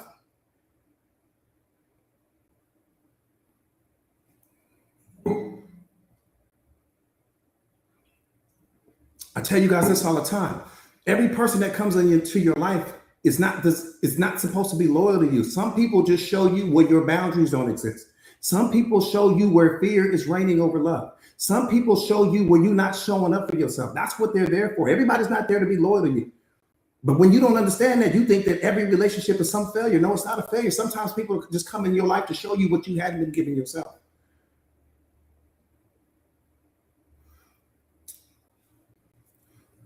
That part right there.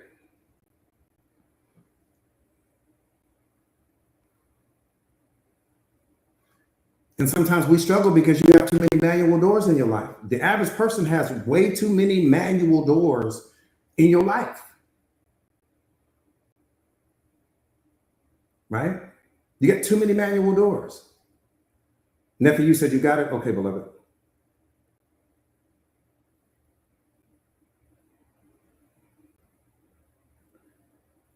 That part right there for you.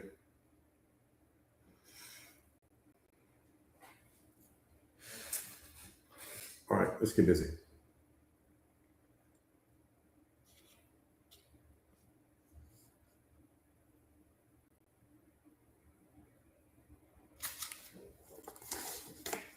That part right there. Got it. All right, we got it. We locked in.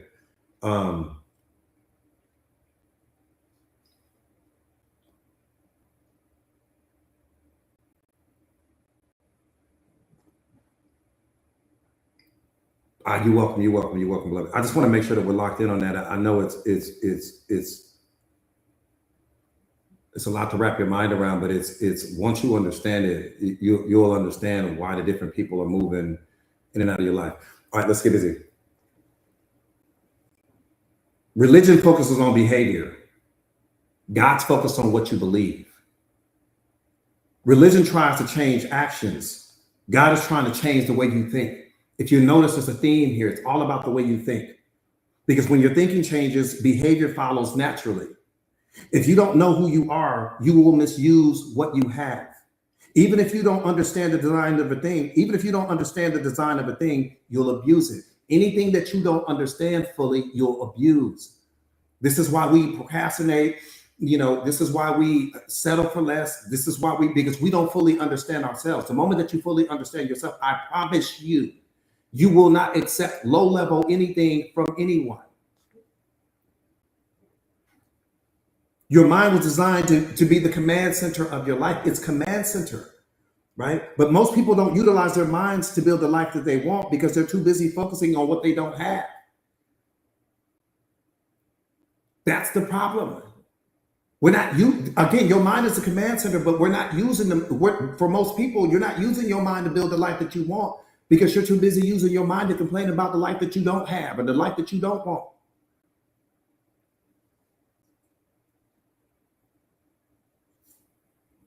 Your job is to focus on what today has to offer you and not on what yesterday has taken away from you.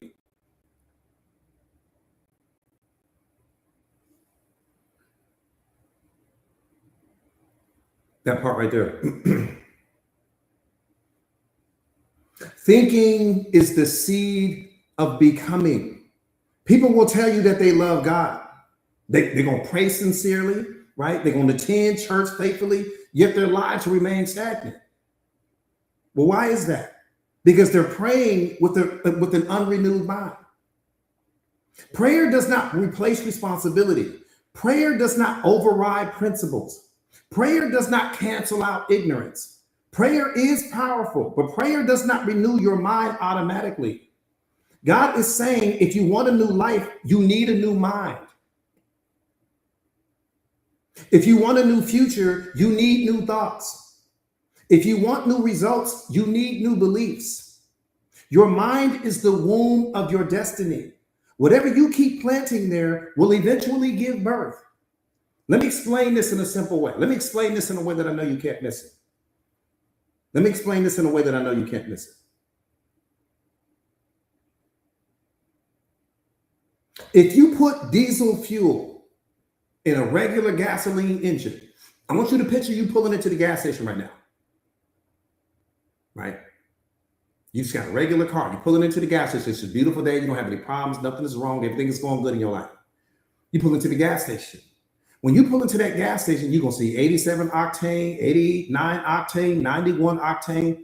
But over to the left, you're going to see that diesel fuel nozzle. It's always green. And they have it a different color, so you don't ever make the mistake of putting that in your gas tank. Because if you put that diesel fuel in a regular gasoline engine, you're going to destroy the engine. Okay, freeze that thought right there. Freeze that thought right there. If you put diesel fuel in a regular gasoline engine, the engine will malfunction.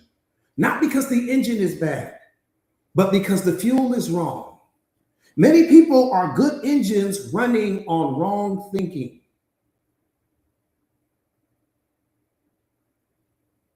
They have purpose, potential, gifts, right? Destiny, but their thoughts are sabotaging their own future. Nothing in life is accidental. Everything that has ever happened in your life is the result of a thought, a decision, or some belief that you have.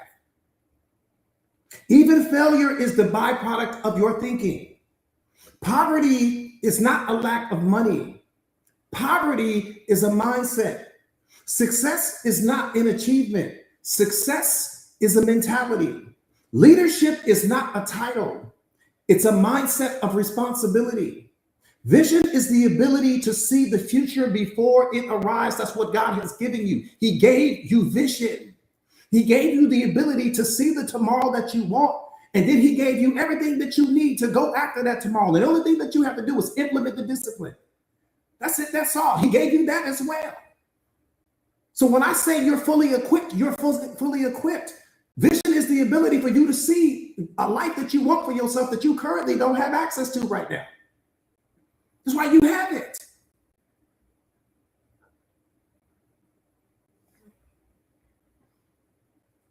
One more time, vision is the ability to see the future before it arrives. Discipline is the ability to do what's necessary, even when it's uncomfortable. And that's where people fall off. You don't put the discipline behind the vision. Yeah, you see the life that you want, but you're not putting the discipline to get you there.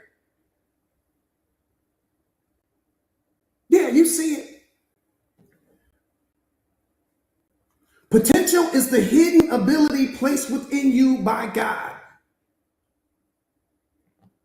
Leadership is the capacity to influence others by taking responsibility for the outcome of your own life. Here's the billion-dollar question. What do all of these things have in common? Thinking. They all have thinking in common.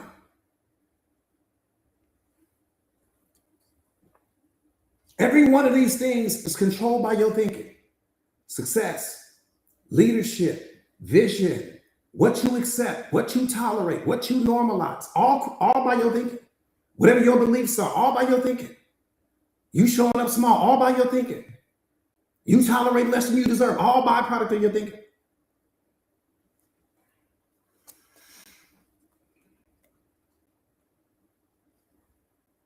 You cannot fulfill your purpose with a confused mind.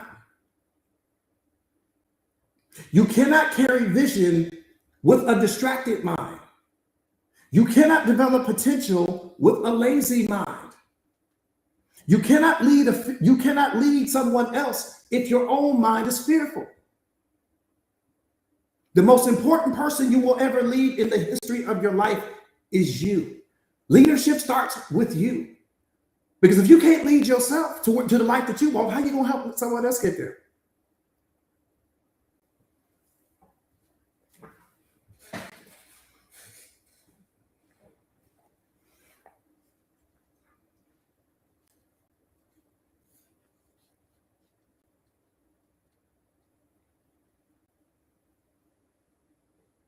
This is why the enemy attacks your thinking first. If he can't stop God's plan in your life, he will distort your perception of it.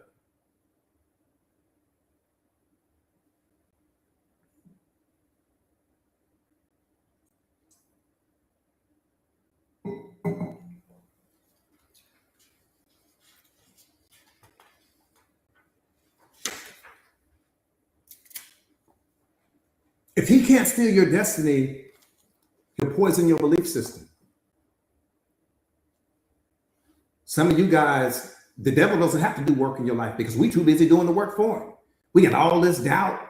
We got all this fear. We got all these insecurities. We show up small to our own lives. We don't live out of our authenticity. We accept things that we shouldn't accept. The devil's like, why do I need to mess with? I don't need to mess with you. You're doing a perfectly good job. You doing things to you that I wouldn't even be doing to you.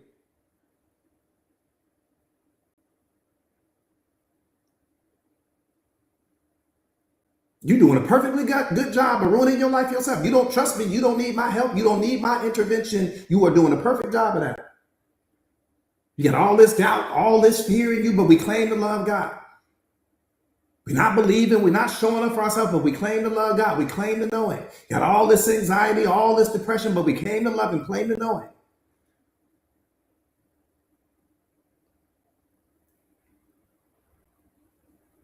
Like I said, the enemy don't have to attack your life. He's just going to attack the way you think. He's going to attack your belief system. What's important is what you believe to be true about yourself.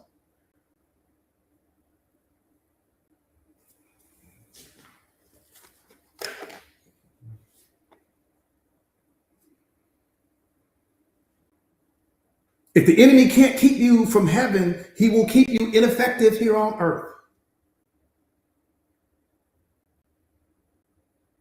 That's what's hurting the majority of the people on this live right now. You are ineffective here on earth.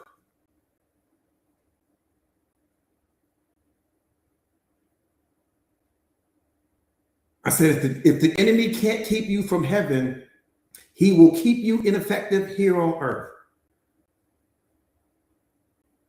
Doubt, fear, limiting beliefs, not showing up for yourself, wearing a mask, pretending, not having a growth mindset, procrastinating, acrasia, you ineffective here on earth.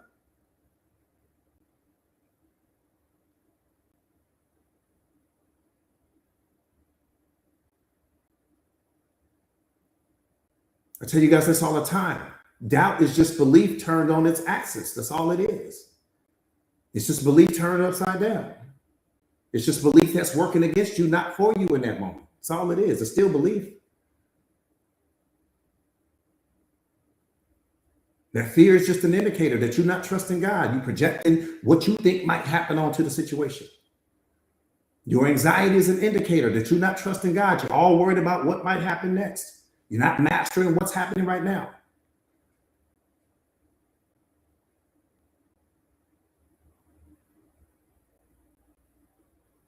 How's God going to trust you with a future if you can't master your moment? Because if you can't master the moment, you can't possibly master the future. How you going to master the future if you can't master the moment when the future is only a series of moments combined? So if I don't have mastery over this moment, I won't have mastery over the future either.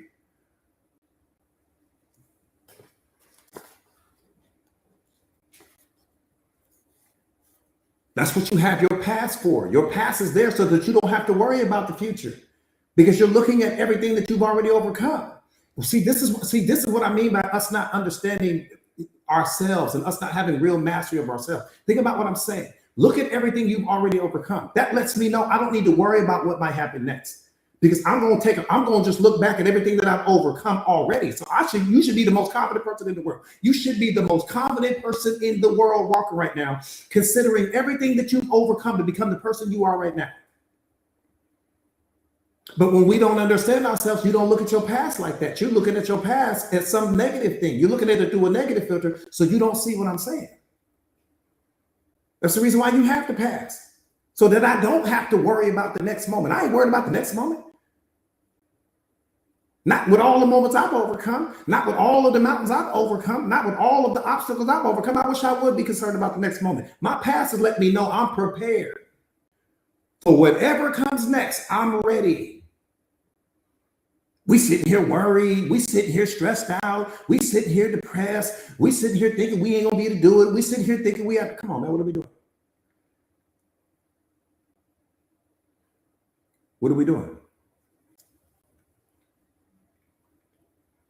You got a whole track record letting you know that you're going to be fine no matter what comes, but we forget about it.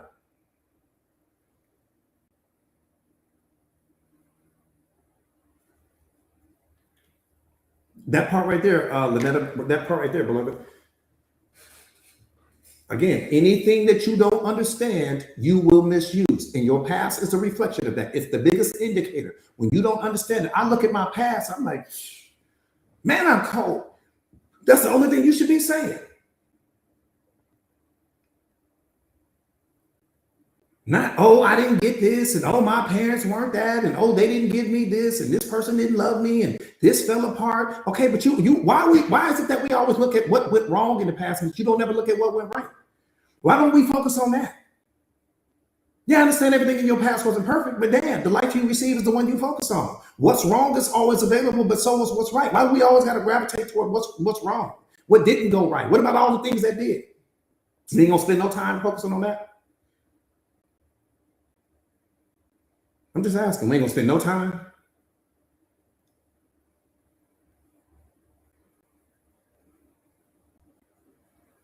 No time?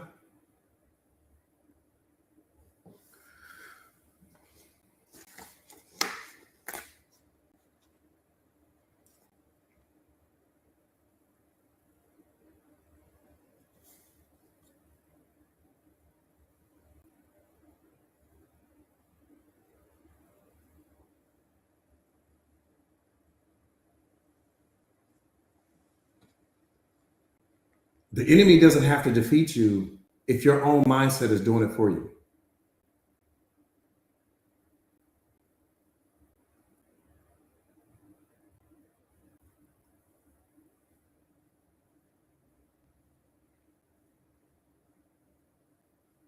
Period.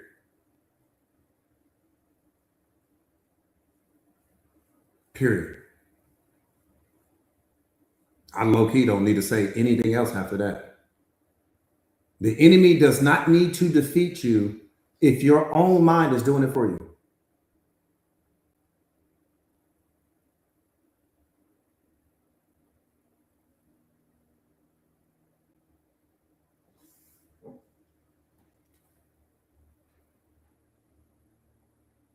You will never rise above the image you hold of yourself.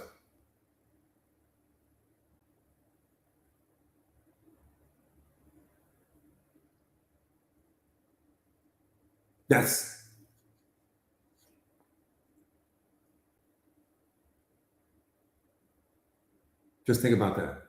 You will never rise above the image you hold of yourself. This is why success is so different when it comes to different people. This is why some people are wildly successful and some people are not very successful at all. It has nothing to do with this person having a different mind than you or anything like that. They have a different arrangement of that mind, but they don't have a different mind than you. What's different is the way they see themselves. That's what's different. Your ceiling is not the sky. Your ceiling is your level of belief in yourself. Your ceiling is the relationship you have with yourself. Your ceiling is how much you genuinely love yourself. That's your ceiling. How much you believe in yourself. That's your ceiling. Person can pump you up all day long. You go to church all day long. You go to motivational seminars all day long. None of that's going to matter. It's going to pump you up temporarily. But what's going to happen is that as you get pumped up, that belief is going to come back down to wherever your self-concept is. Whatever it is you believe to truly be true about yourself, your belief. So yeah, you get pumped up. You might come to this live and get so pumped up. And then right after that, your belief is going to come back down to where it normally is. You get pumped up again and it's going to come back down because you still haven't changed your mind.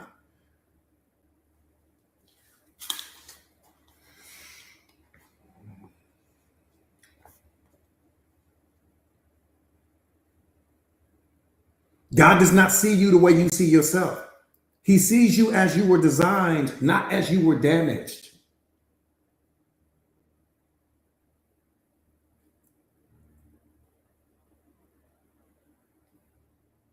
I said, God sees you the way you were designed, not in the way you were damaged. He sees your potential, not your pain. He sees your future, not your failures. But if your thinking doesn't align with his vision for your life, then you will live beneath your inheritance. You cannot receive a new kingdom with an old mindset. You cannot live a kingdom life with religious thinking. Religion teaches you to wait on God. The kingdom teaches you to walk with him. Religion makes you passive. The kingdom makes you responsible. Religion focuses on heaven later. The kingdom focuses on heaven right now.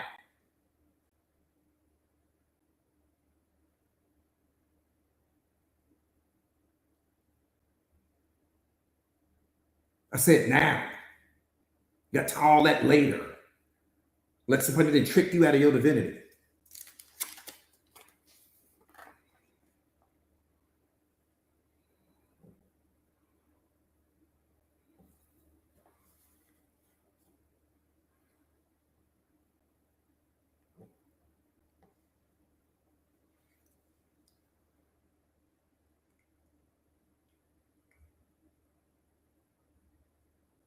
One more time. Religion teaches you to wait on God. The kingdom teaches you walk with him. The time to be waiting. Wait broke the bridge.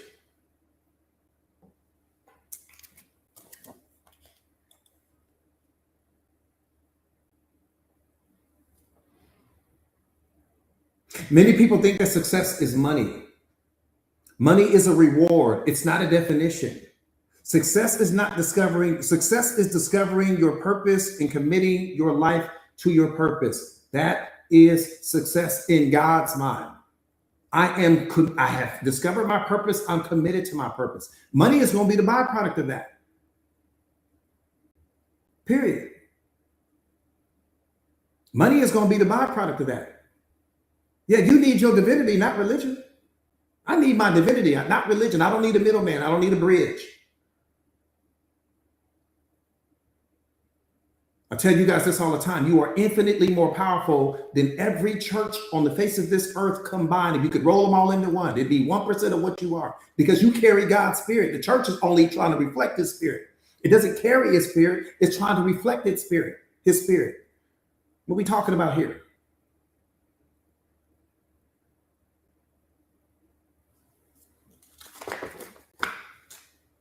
When you become unlocked, the church is wherever you are. What are we talking about?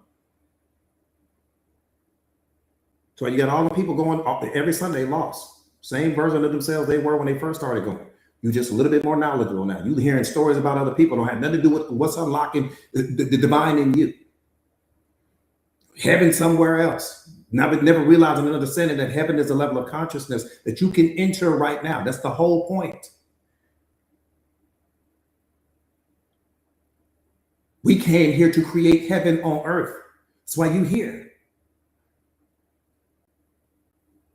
Let me give it to you in a way I know you can't miss it. Let me give it to you in a way I know you can't miss it.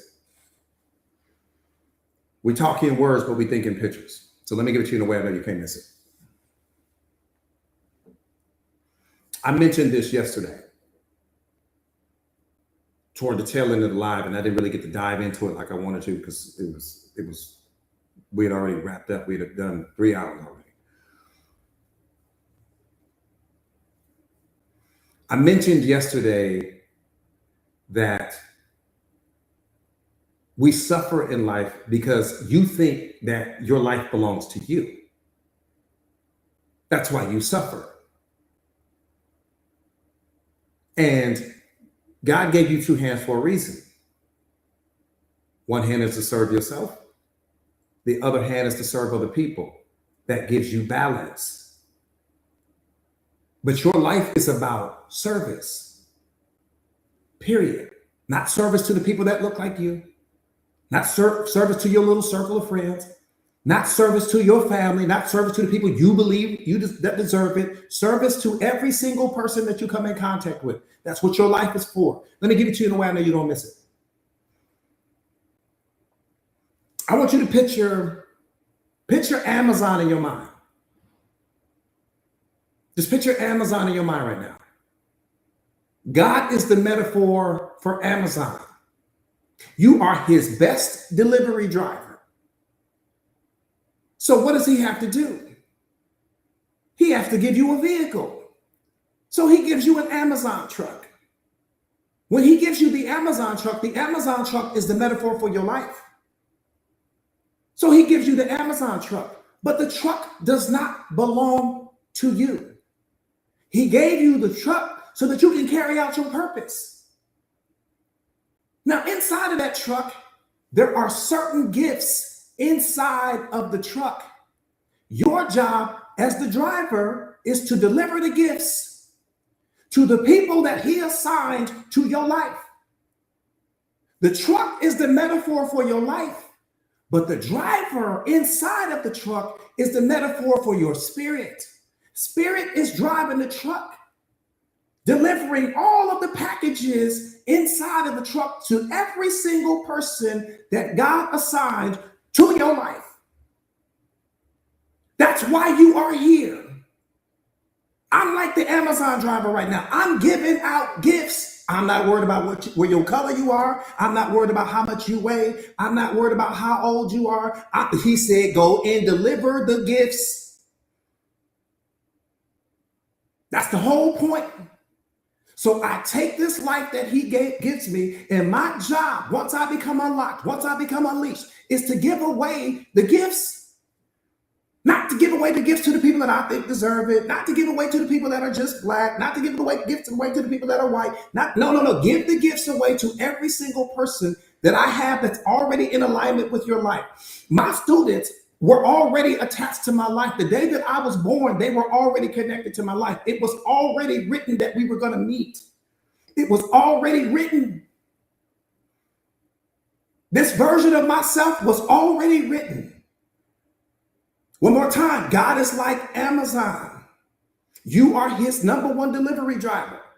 He loaded that truck, that being a metaphor for your physical body, with certain gifts. He loaded it with love. He loaded it with kindness. He loaded it with joy. He loaded it with peace. He loaded your truck down. I'm talking about you ain't gonna never run out of gifts. And the only thing that you're supposed to do is drive that truck, and you're gonna come in contact with certain people that's on your delivery route. That means that's going to cross paths with your life, and your job is to give the gifts away with no expectation. When the Amazon man shows up to your house, I'm talking about the real Amazon man. When he shows up to your house, he don't expect nothing from you. What does he do? He drops the gift off, and then he take off. Pulls up to the next house, drops the gift off, and then he takes off. That's what he does. He ain't asking you for nothing in return. He ain't asking you for your autograph. He ain't asking you, can you give me a few dollars? He didn't ask you anything. He showed up, delivered the gift, and then he took off. Zero expectations. That's what life is. God is Amazon. Amazon ain't gonna never run out of packages. They ain't gonna never run out of things to deliver. The same thing with you. You don't ever run out of love. You don't ever run out of happiness. You don't ever run out of kindness. You don't ever run out of belief. That's what you give to other people. You the Amazon driver for God. But what are you doing with the truck? Let me tell you what you did. Let me tell you what you did. See, some of you guys have really worked for a real delivery service. And when you work for that real delivery service, let me tell you what you did. They gave you a car. It might have been a company car. It might have been a van. It might have been a truck. But they gave you some vehicle. And when they gave you that vehicle, you got so used to that vehicle and driving that vehicle. You got your little personal things in there. You got your coffee cup in there. You might have a gym bag in there. You got some personal items in there. And in your mind, you became attached to the vehicle to where you think it's yours now. You misusing the vehicle. They gave you a company credit card. You doing things with the car you ain't got no business doing. Taking the car places you ain't got no business taking it. Got your friends in the car. Got your kids in the car. You got all these things happening inside the car. Yeah, you might go and do what you need to do for the job, but you also doing things with that you ain't got no business doing either. And that's exactly what we do. We take this life and we become attached to this life, and then we go and start living this life in the way that we see fit, not how he sees fit, how we see fit. So you give love to the people that look a certain way. You give love to this person over here. You handing out packages over here. You handing out packages to people that you think deserve it, not to every single person that you come in contact with. And that's why you suffering in life, because you are out of alignment with your purpose. You are out of alignment with why he created you. You are out of alignment with what your life really means in real time. You didn't went from being the best Amazon driver for him to being one of the worst Amazon drivers for him. And that's why you depressed. That's why you stressed out. That's why you got all of this anxiety, because you're out of alignment, beloved.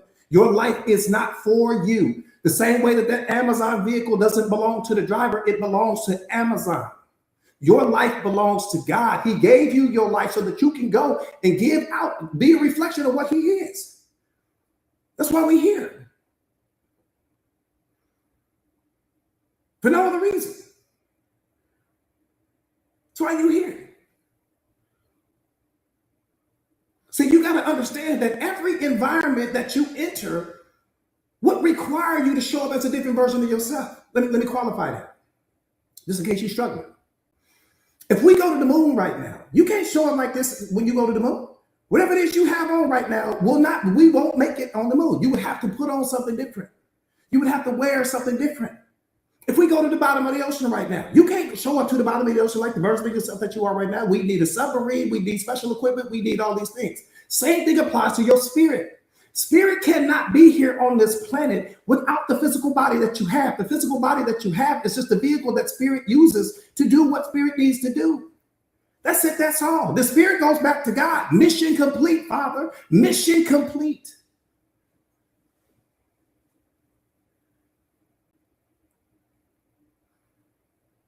I said mission complete.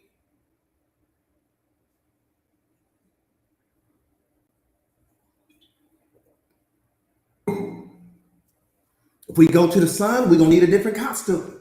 We go to the bottom of the ocean, we're going to need a different costume. We go to the top of the moon, we're going to need a different costume. How you look right now is based upon the environment that you're in. How you look is not important. The entity that's in you, the spiritual being that's in you, is the one that is important. That's what's important. Not how you look, not how other people look. We didn't got caught up on looks. We didn't got caught up on color. We didn't got caught up on the wrong things, because you operate and you move through the world based upon your programming and conditioning. That's what's hurting you, beloved.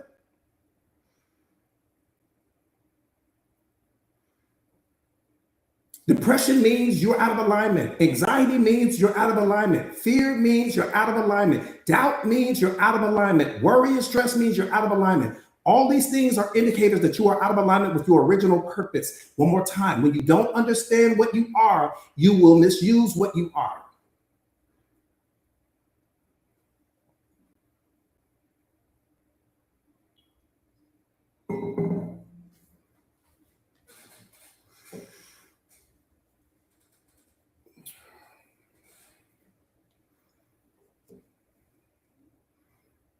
That part right there, Red, the mission is the only thing that matters. Nothing else matters.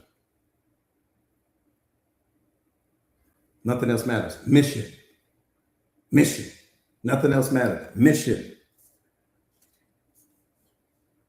And the worst, I'm going to tell you the worst thing out of all of it. The worst thing out of all of it is that anything that you withhold from someone else, you also withhold from yourself. So when you fail to give love to that other person, love is also not in you in that moment. When you fail to give respect to that other person, respect is also not in you in that moment. When you judge and criticize someone else, it's because you've also become a master at judging and criticizing yourself. This is what we don't understand. So whatever you fail to give that person, just understand that whatever you fail to give them is also not in you at that time. Which means that the only person you really punishing is yourself, because the other person didn't know you didn't give love to them. They didn't know. How can I miss what I never received? So they don't even know that you're not giving it to them. They ain't got no clue.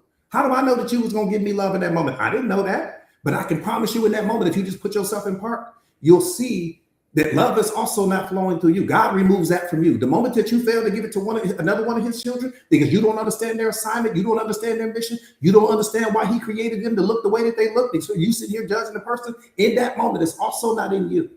So the only person you are hurting when you do that is you. See, God created us, we like boomerangs. Whatever you fail to give someone else, it's going to circle around and come back. It's going to hit you. The boomerang never hits the person that you aiming it at. The boomerang only hits you.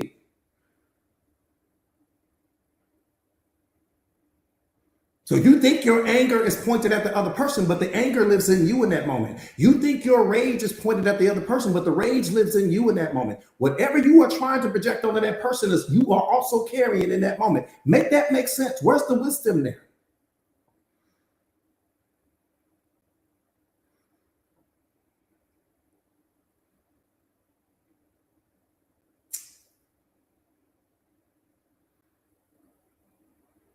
I'm just asking, where's the wisdom? But we all claim to be so smart. We claim to be so smart. So you're going to pick up a hot coal with the attempt of throwing it at this person, never realizing and understanding that you burned yourself before you ever threw the coal. You was the first person to get burned. Your anger, you are always the first victim of your anger. You are always the first victim of your rage. I said the first victim. I didn't say the second.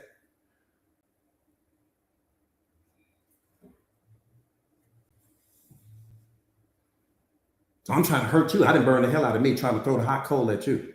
Never realizing and understanding that my hand on fire while I'm trying to throw it at you. And when I threw it at you, the cold part about it was I missed it. I didn't even hit you with it because emotions are inbound only. You don't have outbound emotions. So you don't have the ability to project anything onto anybody else. The only person you are hurting is you. And that's what he's trying to teach you, beloved. You only hurt yourself. You ain't hurt nobody else. You only hurting yourself. Who you think you hurting? With your anger? Who you think you hurting with your rage? Who you think you hurting with that resentment? Who you think you hurting when you harden your heart because you don't want to let go of some situation? Who you think in pain? The only person that's carrying that pain is you. But we so smart. I got the PhD, coach. I got the MBA. You don't need more worldly knowledge. You need spiritual intelligence so that you understand how you work. Then your worldly knowledge becomes powerful. But if I don't know who I am, it doesn't matter how much information I pile on myself.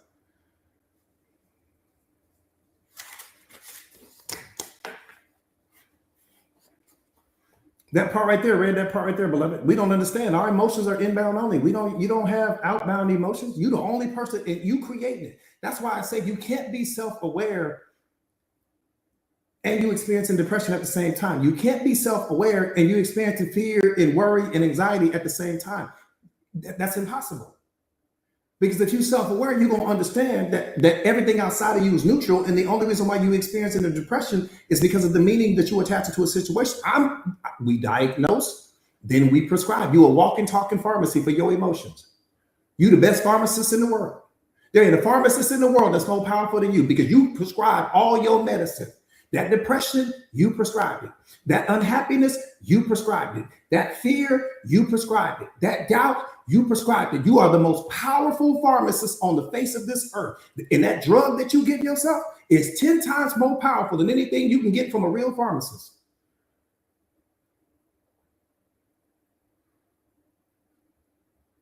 You take the medicine from the pharmacist to get rid of that depression. You take the medicine from the pharmacist to get rid of that anxiety. You take the medicine from that pharmacist to get rid of whatever it is you're struggling with at that time. That's why you taking their medicine, because of the medicine you already gave yourself.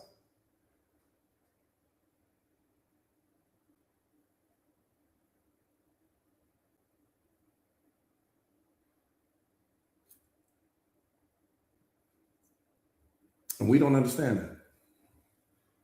And what's worse is you didn't have to do it. That's the cold part about it. You didn't even have to do it.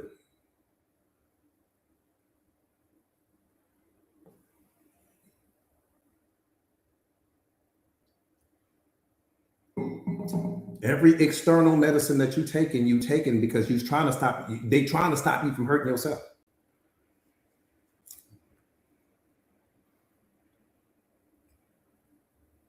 Should you make amends with people in your past? Absolutely, beloved. Absolutely. But I don't mean let me be careful when I say that. That doesn't mean that doesn't mean access, right? Forgiveness does not mean access.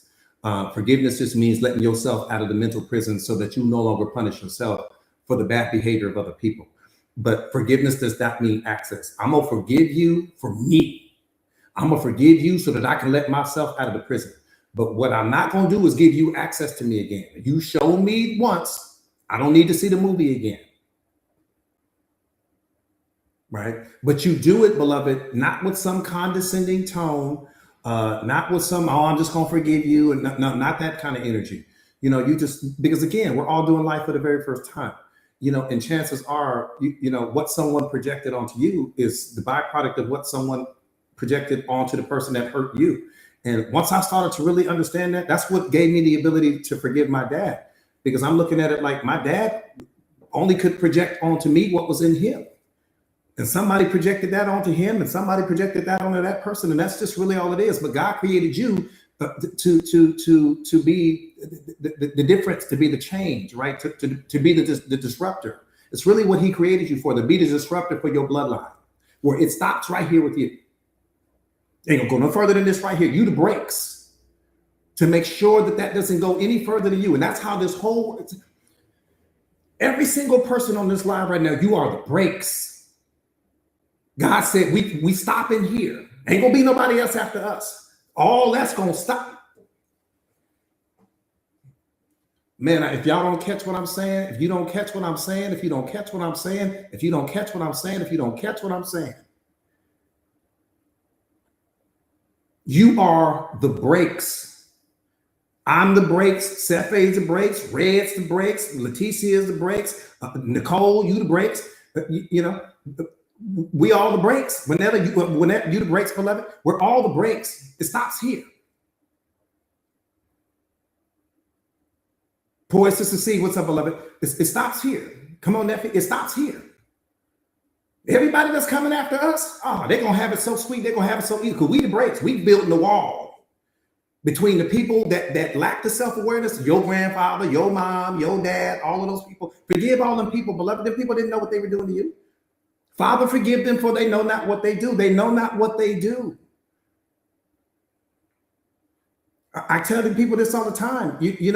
When you become self-aware, you're gonna experience a lot of compassion and a lot of empathy, because those people can only give you what was in them at that time. They couldn't give you nothing else. I can't give love to you if it's not in me.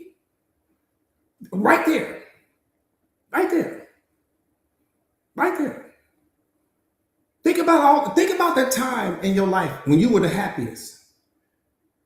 You were just so happy. Something was going on in your life. You were so happy. You opening doors for people. You didn't even know these people. You opening doors for people. You greeting people. You was complimenting people. You held the elevator open for this person and did this. You might have, paid for somebody's coffee. You were doing all of these things because there was just so much happiness in you. Well, guess what? Other people got to benefit and experience from your happiness because you had all of these different acts of kindness going on. Okay, freeze that thought. It works the same way with the pain. All of these people, when they come in contact with that person that's carrying that pain, only thing that person can give them is what they are carrying in that moment. They can't give you nothing else. If they had love in them, beloved, trust me, they would have given it to you.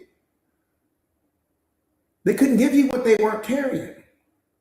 And so when you fully understand that, not conceptually, when you understand that spiritually, you'll let other people off the hook.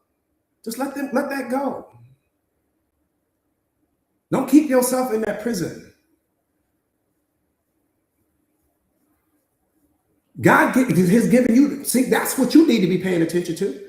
You need to be paying attention to the fact that God chose you and he's giving you the gift of self-awareness. He's giving you the most powerful gift in human history, the ability to see the world as it is and not as you imagine it to be, the ability to see through people, not as you hope they are, not as you wish they are, but as they really are. There ain't no gift in the world that powerful. Why did you get that gift? Because of everything you've experienced leading up to this moment. So you dishonor the gift. If you walking around, you like, I ain't gonna forgive this person, and I ain't gonna forgive that person, then you disrespecting the gift.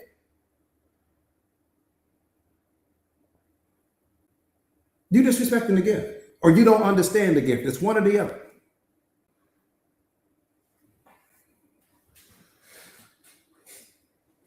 Because if you truly understand the gift, you should be so happy with the fact that you get an opportunity. Look how many people walking around the face of this earth don't have a fiber of self-awareness in them. And he's giving you the gift of self-awareness. Just look at that. Hold on. How many Jesuses do we know about?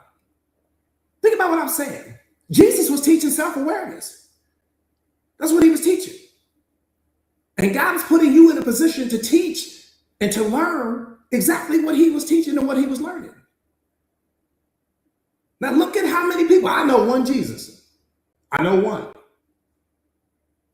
I don't know 8 billion different versions of him. I know one. So my point that I'm making to you is that look at how rare and look at how special the gift is. Don't let your yesterdays determine who you become tomorrow.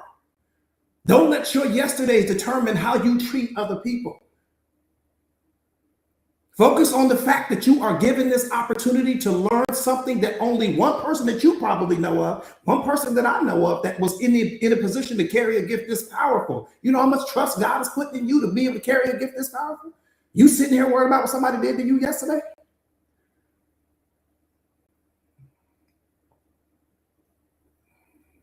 BYC, beloved. Yeah, he was teaching self-awareness at the highest level. That's a gift. Yeah, that's a gift. I mean, I don't think people really understand how powerful the gift is. Because the gift is so powerful, it can create generational wealth for your life. That's what I'm trying to get you to understand. The gift will not only change you, it'll change every single person you come in contact with, but it'll also create generational wealth for you and your family.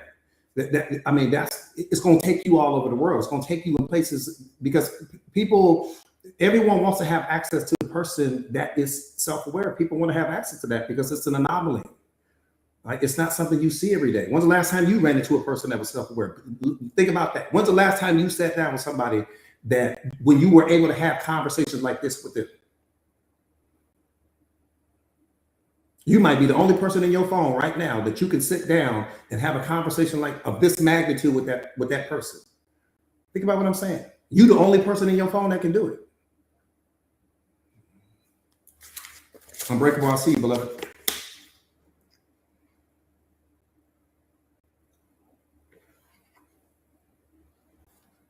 Right? Yeah, it's sad, but it's sad, but it's true. But it's also a blessing and a gift. It's just all the filter you choose to look at it through. That part right there, Lena, it's the best gift in the world. I'm telling you. Thank you, beloved. I appreciate that. It's the best gift. Thank you, guys. It's the best gift in the world. There's no greater gift. No greater gift. No greater. To be able to transform somebody's life, no greater gift. No greater gift. Nothing.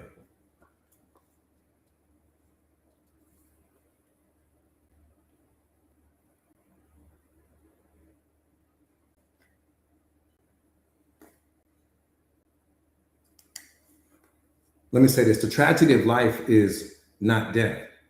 The tragedy of life is unused potential.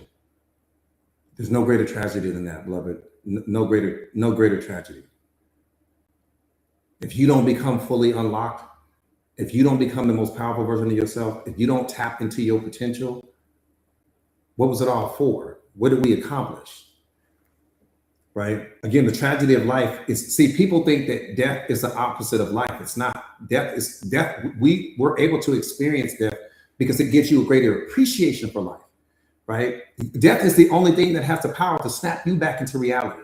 The moment that you hear about somebody that's close to you passing away or dying, in that moment, you place so much value on your life. So much value gets placed on your life. You start to focus on what really matters. You start to focus on what's really important. And so God will show you different things like that, not to scare you, but to snap you back into reality so that you can get back locked in on what's really important in life, not your problems. I can promise you, when you hear about that person that passes away, you're not thinking about your problems. You're not thinking about what you don't have. You're not thinking about what's missing. You're not thinking about that because you're sitting there like, damn. Right? And it snaps you back into the present moment. In that moment, you are fully present. 2 times you are present: when you are in the face of death and when you are in the face of a brand new baby being born. Anytime that there's a brand new baby being born, you are fully present in that moment. That's why you can experience the love. Even if you don't know the baby, you can experience the love because the baby makes you present, but death makes you present as well. They're both gifts.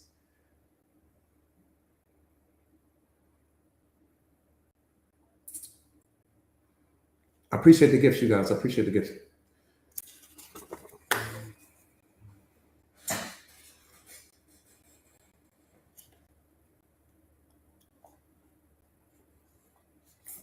Appreciate the gifts.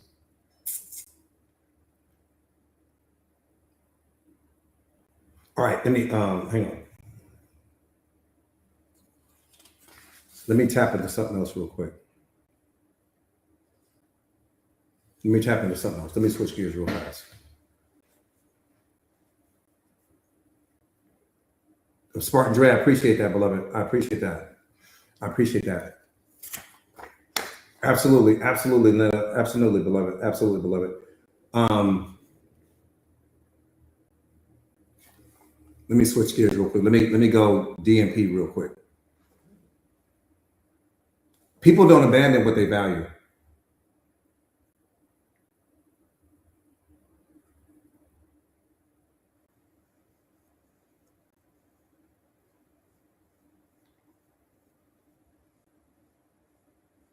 Think about what I'm saying to you right now. I said people don't abandon what they value. Look at your life. Look at your life. Look at your life. Look at whatever the relationships is, whatever relationship you have going on with other people right now. I just want you to look at them through this filter right now. Give me 5 seconds of just looking at your life through the filter that I'm getting ready to give you right now. People do not abandon what they value.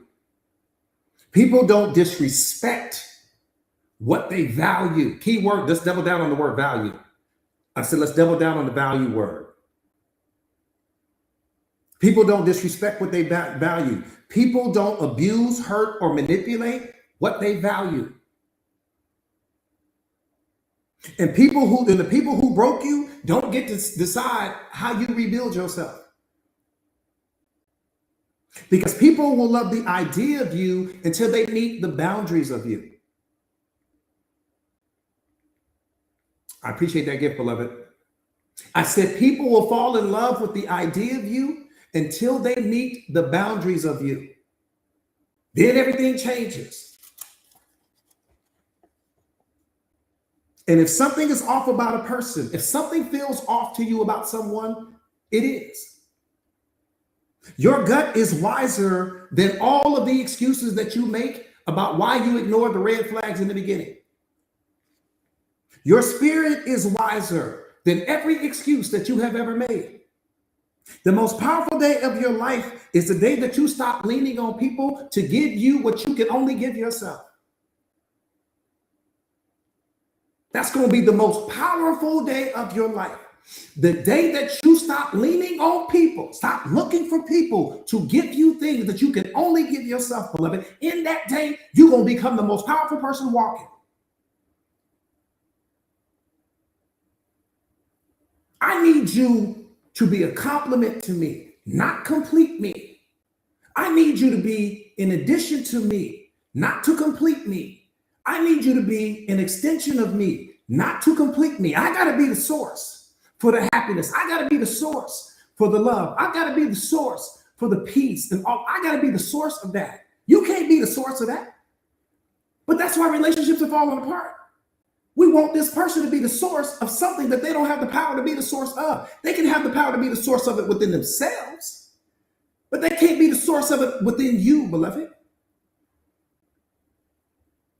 And a person in the world that can give you peace, and a person in the world that can give you happiness, And a person in the world that can give you joy. All of those things comes from the meaning that you assign to that person in your life. All of those things comes from the story you create in your mind about that person in your life. It all comes from you. You are the source of everything you experience internally.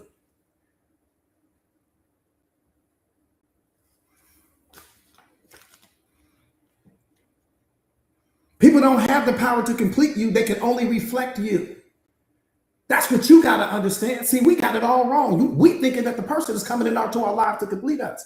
No, the person can only reflect you. I appreciate that, beloved. They can't complete you, beloved. They came to reflect you.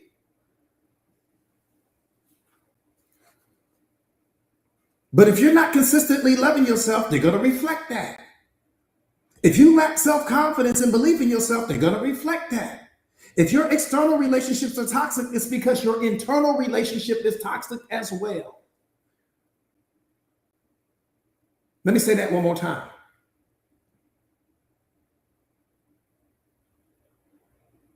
Any person that you know, you included, that's involved in a toxic relationship is only in that toxic relationship because the relationship with themselves is toxic. Your external toxic relationship is only carrying the reflection of the internal toxic relationship. That's it. The red flags that you see in that person, you only see them in that person because they exist in you.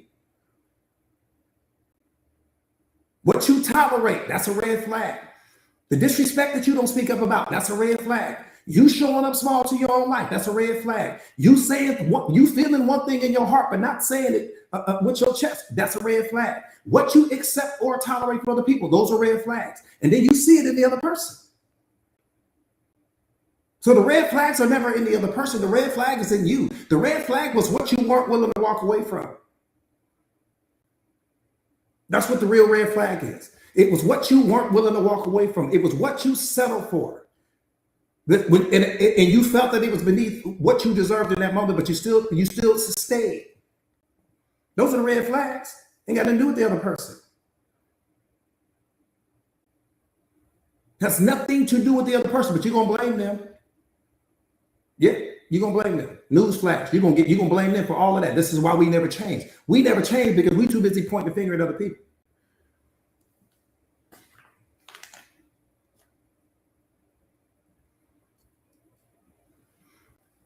If your voice isn't honored in your relationship, you don't have one.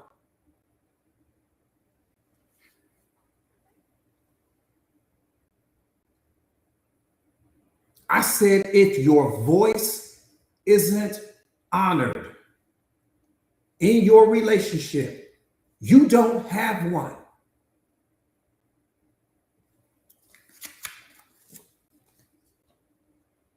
If you're afraid to speak your truth, you don't have a relationship. If you are not valued and celebrated in your relationship, then what do you actually have? If you are waking up next to this person, you're not being valued and celebrated, what do you have? What do you have?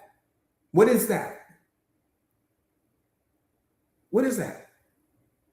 Again, I'm not asking you to change anything about your life. I'm just asking you to look at it through a different filter. What do you have? If your voice isn't, celebrated, you don't have a relationship. What do you have? Hang on, wait a minute. Wait. Let's back the car up here. We going a little bit too fast. Let's back the car up here. Wait a minute. You mean to tell me with a straight face that there's 8 billion people on the face of this earth? That person only has one person that they are responsible for looking out for. One person that they are responsible for loving. One person that they are responsible for respecting. Out of 8 billion, that's what you're telling me? That's what you're telling me? 8 billion people walking on the face of this earth, and all you got to do is take care of one, and you failing at taking care of the one? 8 billion people on the face of this earth. Now, I can understand if that person came to me and said, Coach, man, God made me responsible for taking care of 1,000 people. I'd be like, oh, man, That's a hell of an assignment. I would understand. Coach, God made me responsible for taking care of 50 people. Man, I don't know how I'm stressed out. I would understand. But you mean to tell me out of 8 billion people, this person only has one person to look out for and you failing at that? You ain't respecting this person. You ain't bringing kindness to the relationship. You're not bringing respect to the relationship. We got all this confusion going on and chaos going on and arguing going on. We got one person to take care of and we failing at that. You ain't got no business in the relationship. You can't take care of the one. Because if you can't take care of the one, what you're really saying is, I can't even take care of me. That's what that's telling me.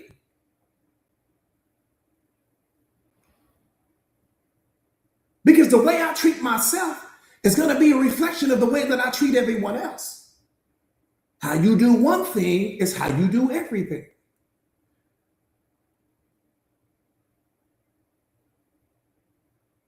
I appreciate that gift too, beloved. I appreciate that. Thank you for that. Hang on. Yeah, we tripping here. Wait a minute. We didn't lost sight of the whole point. Wait a minute. Hold on. 8 billion people that you could allow to have access to you. You give this one person access to you out of all 8 billion. And they family? You can't hold one person down? Do you know how easy that is? You can't hold one person down?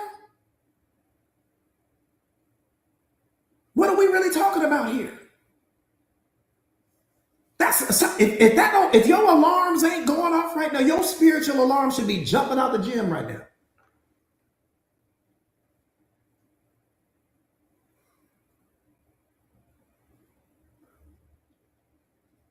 Let me say this to you. I appreciate that, beloved. Don't let the heart that won't love you keep you from the one that will.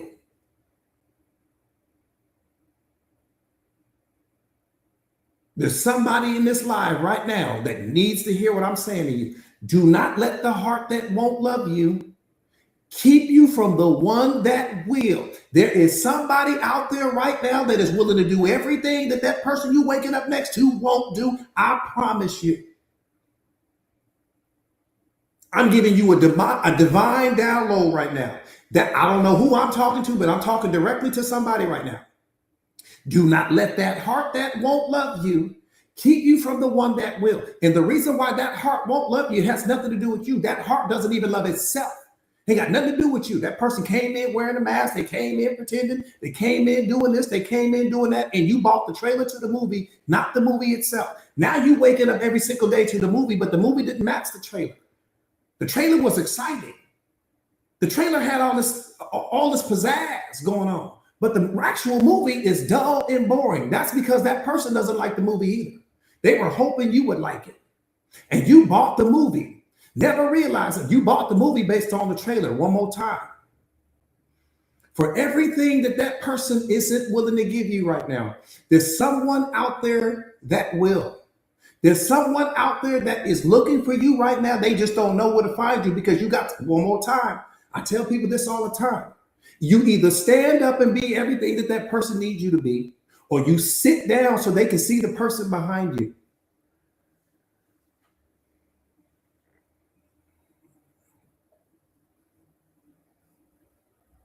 I said, stand up and be everything that that person needs you to be, or sit down so they can see the person behind you. You all in the way. See, and that's the thing. People, see, let me tell you something about people. Let me give you people mastery in 1 minute, 60 seconds. Let me give you people mastery. Every person in your life knows whether or not they can be what you need them to be. Any person that you have ever been in a romantic relationship knew. I didn't say they assumed. I didn't say they guessed. I didn't say maybe I might be able to. No, every single person heard you with respect to what you wanted, with respect to what you needed, with respect to how you wanted something. They heard it all. And in that moment, that person knew whether or not they could live up to that. But what happens with people is people will know in that moment that they can't be everything you want, need, and deserve, but they're going to stay in the way. And they won't give you what you want, need, and desire, but they also won't move out of the way so that somebody else can give it to you. See, that's the most selfish person in the world. The person that's not willing to give you everything that you want, need, and deserve, but they won't get out of the way so that the right person can come and give you that. That's why you have to become the right person for you. The person you have been looking for your entire life is the fully healed version of yourself. The person that you have been looking for your entire life is the version of you that's on the opposite side of what you won't walk away from. That's what you need right now. You need that version of you. Not the version of you that settles for less, the version of you that's on the hunt for more, the version of you that's on the hunt for the person that you have yet to become. We need to find that version of you. We need to do it now.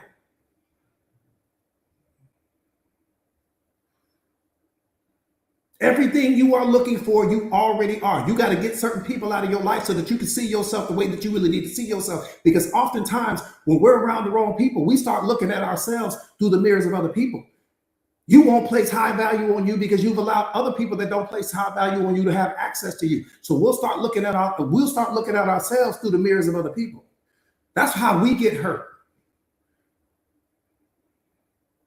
See, and let me say this to you. The problem is not your value. It's not your value at all, beloved.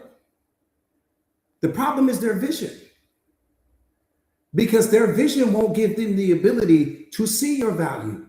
And the reason why their vision won't give them the ability to see your value is because they're accustomed to people that are liabilities. They ain't never had an asset like you. So the problem has nothing to do with your value. Do not look at yourself through a negative filter. The problem is their vision. Because the person that they were with before you was a liability, not an asset. Now they come in contact with an asset, but they don't know how to take care of the asset because they've grown accustomed to only being around liabilities.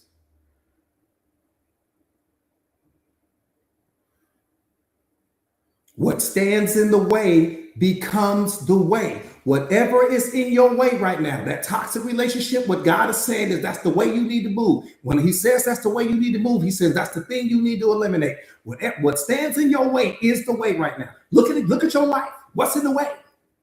Is that person you waking up next to in the way? That's the thing you need to do. Is that job that you got to, is that in the way? That's the thing you need to do, because you will never become the most powerful version of yourself if you don't take care of what's in your way right now. I said, take care of it.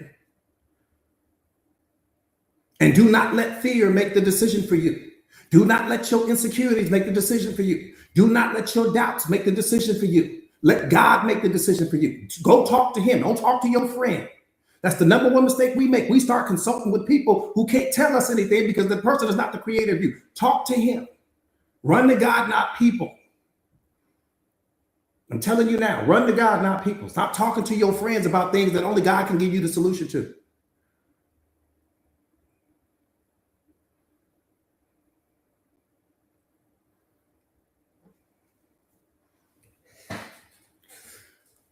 That's the biggest mistake we make. We talk to people. We talk to people about things that only God can give us a solution to. All right.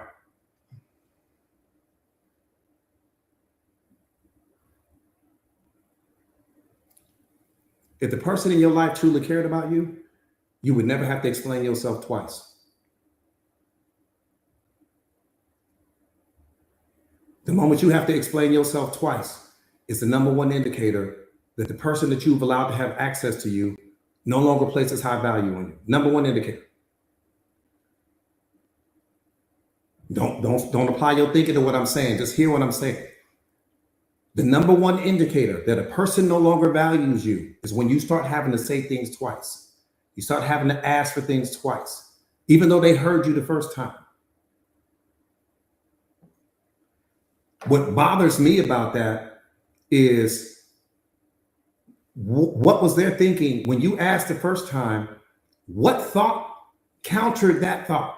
What thought made them not act? What thought made them not, instantly go and do that thing for you? There was a thought that they had there. There was a thought, whether that thought was, I ain't doing that, whether that thought is who you think I am, whatever that thought was. I'm not worried about what they didn't do. I'm worried about the thought that told them what not to do.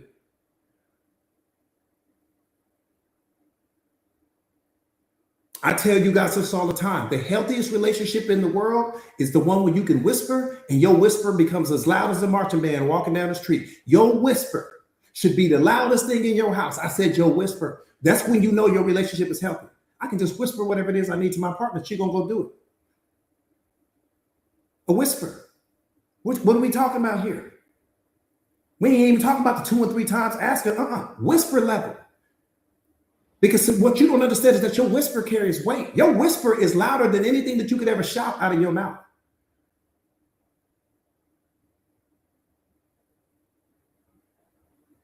Louder than anything you could ever shout out of your mouth. I'm going to qualify it. I want you to imagine that you're walking down the darkest alley you ever seen in your life. It's like 3 o'clock in the morning. Ain't nobody out there. You got to walk down this long, dark alley.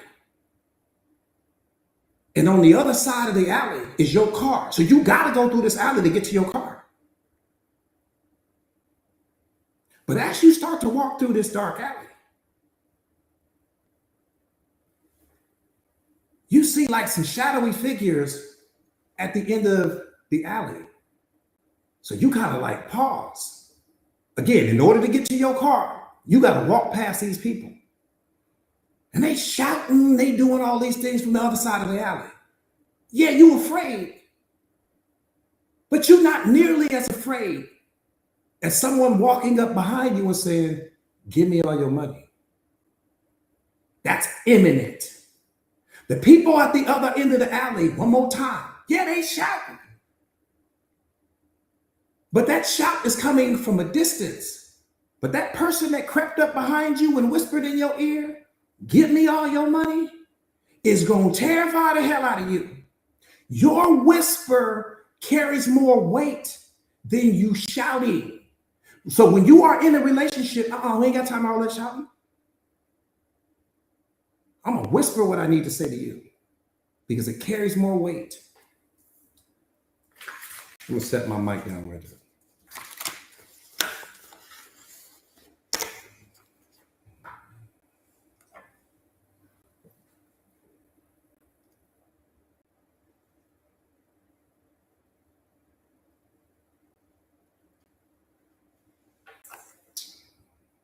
All right. How much time we got? All right, let me see. Do me a favor real quick, you guys. Again, welcome all first time and last time listeners. What's up, Lynn? So good to see you, beloved. Lynn, how you feeling? I hope you're feeling better, beloved. I know you weren't feeling very good at the beginning of the live. Hopefully you are feeling better. Drink you some tea. Hopefully you are warm. Wynette, thank you so much, beloved. You always come through. Ocean Eyes, what's up, beloved? So good to see you.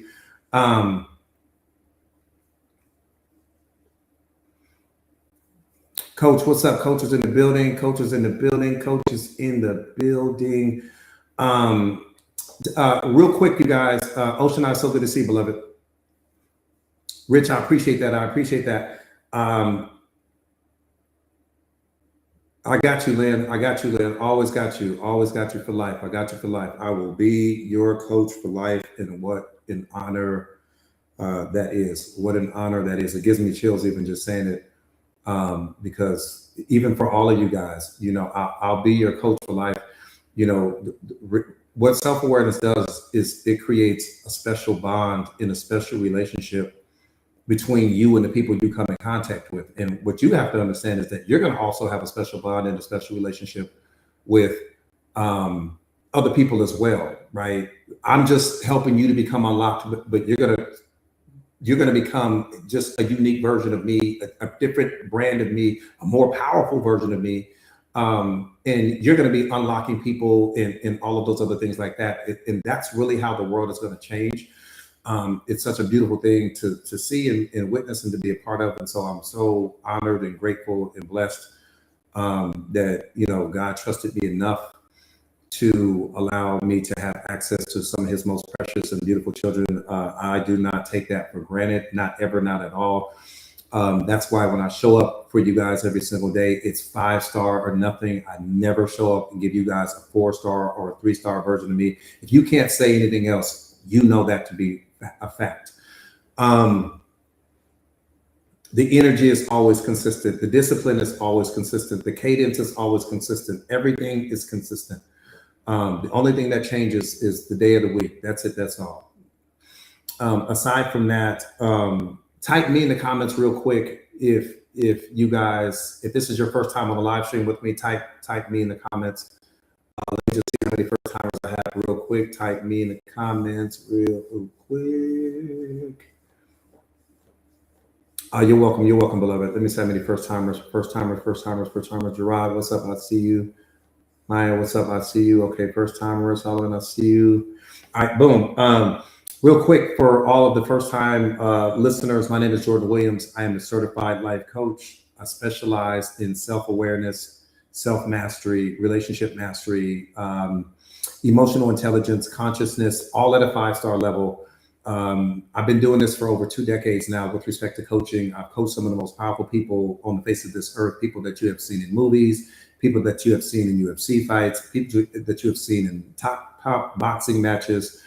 I've been the secret weapon for a lot of people. I am also the best-selling author of this book, The Secret of Awareness, How Powerful Are You Ready to Be? This book is available on Amazon. It is a bestseller. It is a game changer. If you don't already have it, I would definitely encourage you to get it, only if you're in the process of becoming the most powerful version of yourself. If you're not, don't even worry about it. You won't need it. 2 decades of coaching has taught me a lot, about people. But it has also taught me how to simplify the complicated, right? To take, what's up, beloved? To take what's complex and to figure out a way. And I think that's, my partners and I, Coach God's Girl, what we created was a special brand of awareness. Again, every business that you've ever seen was created to solve a problem. Let's start with that truth, and then we can move any direction you want. Every single business that you have ever seen, every business that you see was once a problem. That's the reason why that person created that business, because there was something that they needed at that time that they didn't have access to and they couldn't get. And so they decided to create it. And that's the beautiful thing about life. But that's how the Mindset Masters community, the one I'm getting ready to tell you about, that's how it got here. Because, what we realized is that self-awareness is powerful, but we wanted to figure out a way to make it modern, right? To bring self-awareness to the modern era. And so we created a brand of awareness that you won't find anywhere else in the world. And that's the reason why the transformations have been happening the way that they've been happening for people, for our students, for our clients, is because we're teaching something that has never been taught before. What is motivational awareness? Motivational awareness is when motivation, inspiration, self-mastery, self-awareness, and emotional intelligence all intersect at the same time. And what that does is it unlocks something in you mentally, emotionally, and spiritually that it's going to just move you in ways that you've never been moved before. Because what it's going to do is it's going to help you to unlock your divinity. It's going to help you to unlock who you truly are at your essence. There's who you are, and then there's who you present yourself as to the world, right? And those are 2 different versions of yourself. There's a version of you that God created, and then there's the version of you that the world told you to be. And this is why most people are split. This is why most people are confused. This is why most people are unhappy, because we're walking around as a version of ourselves that we needed to be to receive the validation, that we needed to be to receive love, that we needed to be to receive.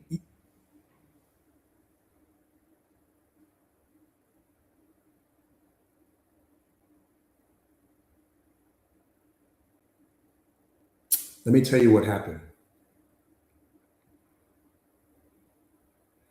Let me show you what 2 decades of coaching has taught me.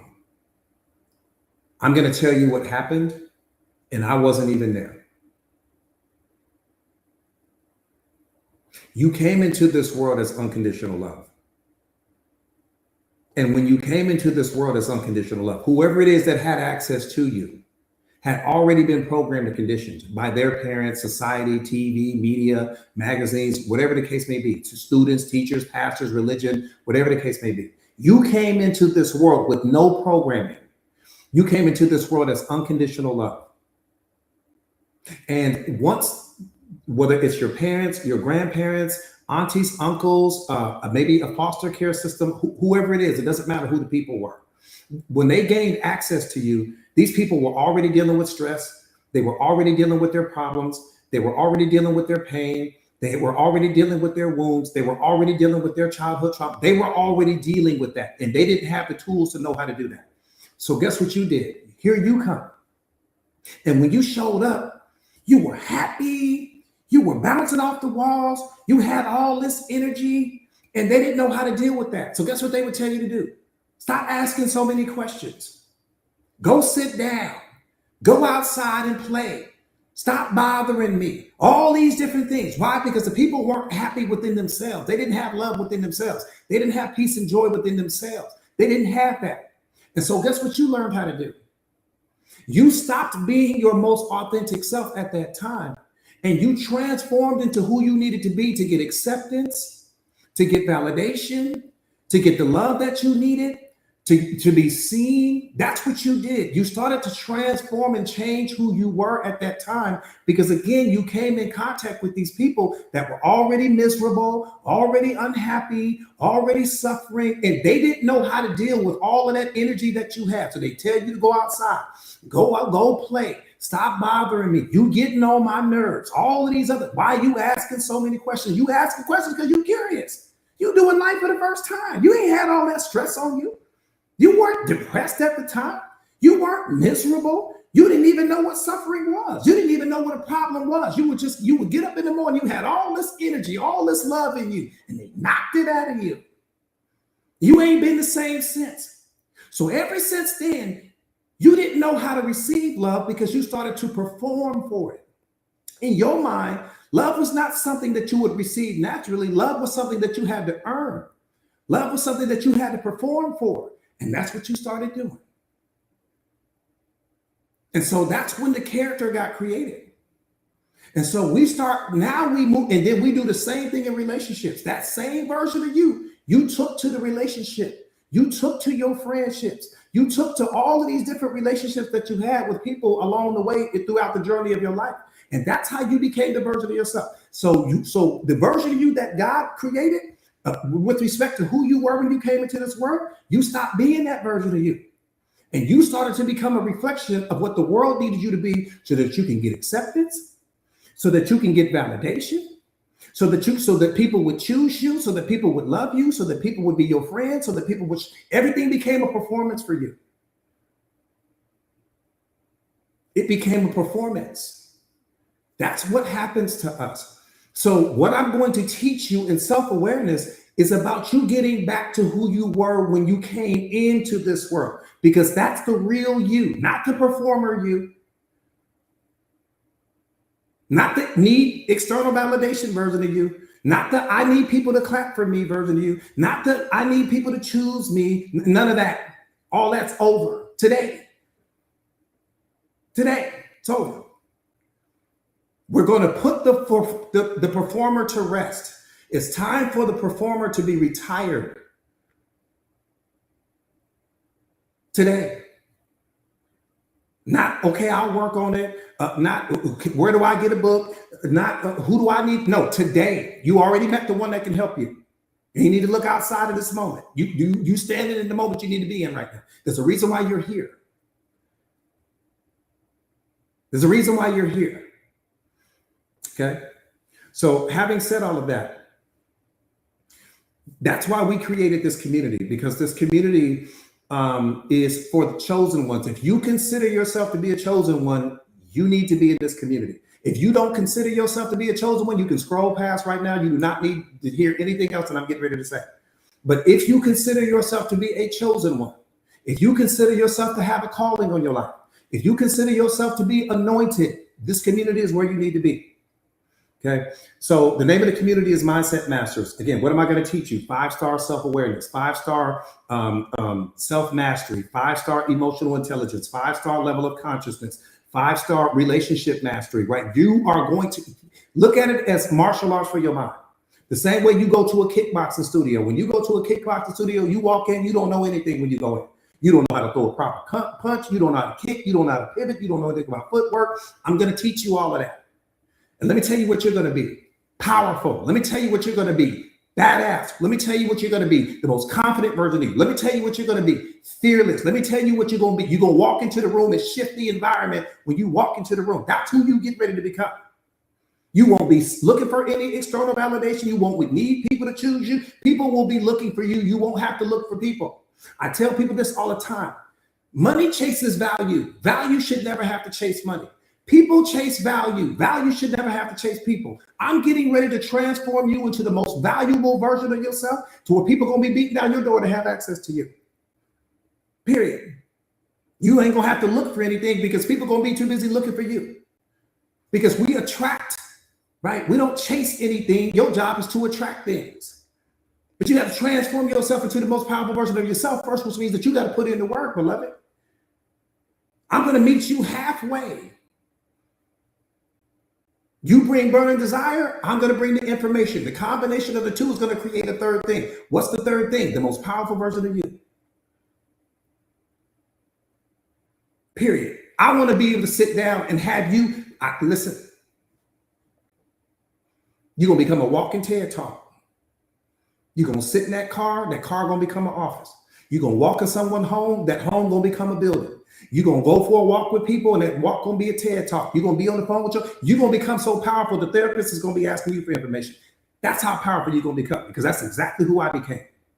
I got at least 10 therapists in my phone right now, and they call me all the time. This is going on with my client, and that's going on with my client. What should I do? Here, this is what you do. You get ready to become that version of you. The $1 billion question is, are you ready? So if you're struggling with fear, if you're struggling with doubt, if you're struggling with imposter syndrome, if you're struggling with anxiety, if you're struggling with depression, those are all indicators. If you're struggling with your childhood traumas, if you're struggling with the past, if you're struggling with any pain that you're dealing with right now, if you're going to the therapist, you're on certain medication, the solution is right here in front of you. You got to look no further. It's called the Mindset Masters Collective. It's going to change your life. It's going to change the way you see the world. It's going to change the way you show up to the world. It's going to change everything. Change starts today, right? And so what do you receive with the community? The community, we are 5 times cheaper than therapy, 10 times more powerful. So what I want you to think about is this. The community is $29 a month. No contracts, no obligations. Again, we are cheaper than every therapist. If you walked up to a therapist right now and you said, I got $29, they're going to shut the door in your face. That's what they're going to do. Okay, so the community is $29 a month. No contracts, no obligations. Also with the community today, when you guys get signed up today, you're going to receive a free copy of my book, The Secret of Awareness. How powerful are you ready to be? You're going to receive this today in ebook format. You're going to also receive a free copy of my e-course, which is called The Fearless Mindset. You're going to receive that today.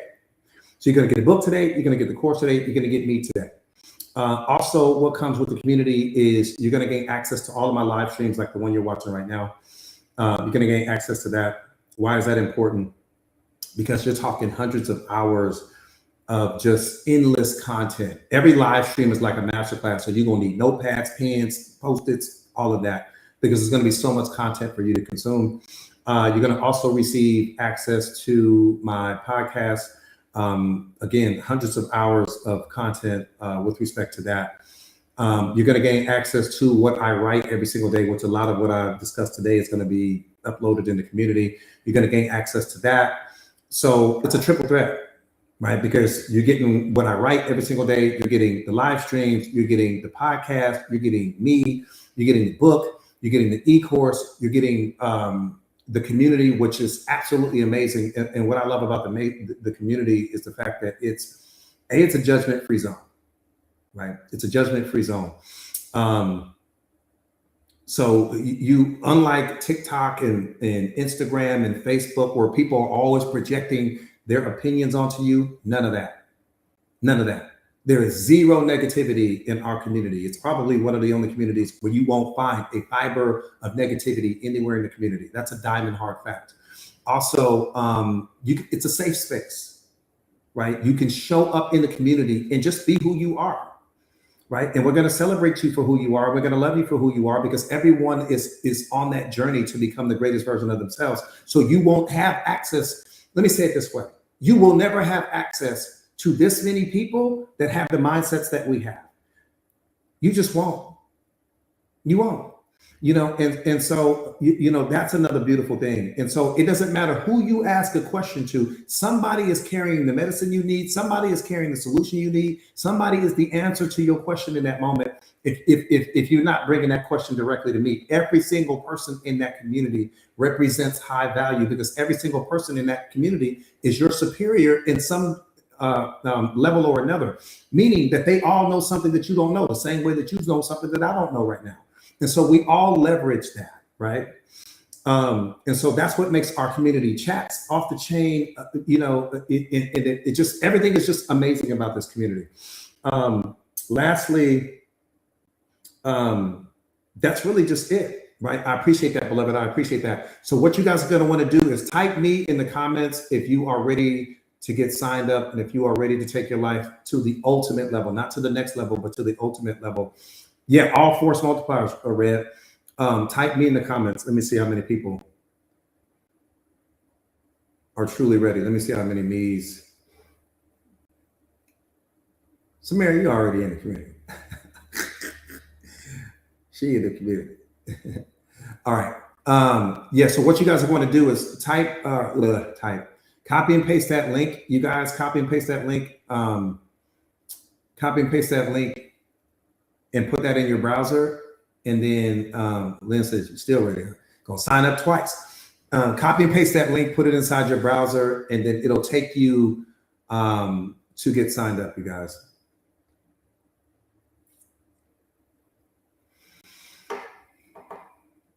It's mind-blowing, some of the stuff you guys are able to create. Absolutely, absolutely, absolutely. Again, copy and paste that link that Tara has pinned there. It's going to take you directly to the community, and then you guys will get signed up, and then you'll be ready to go.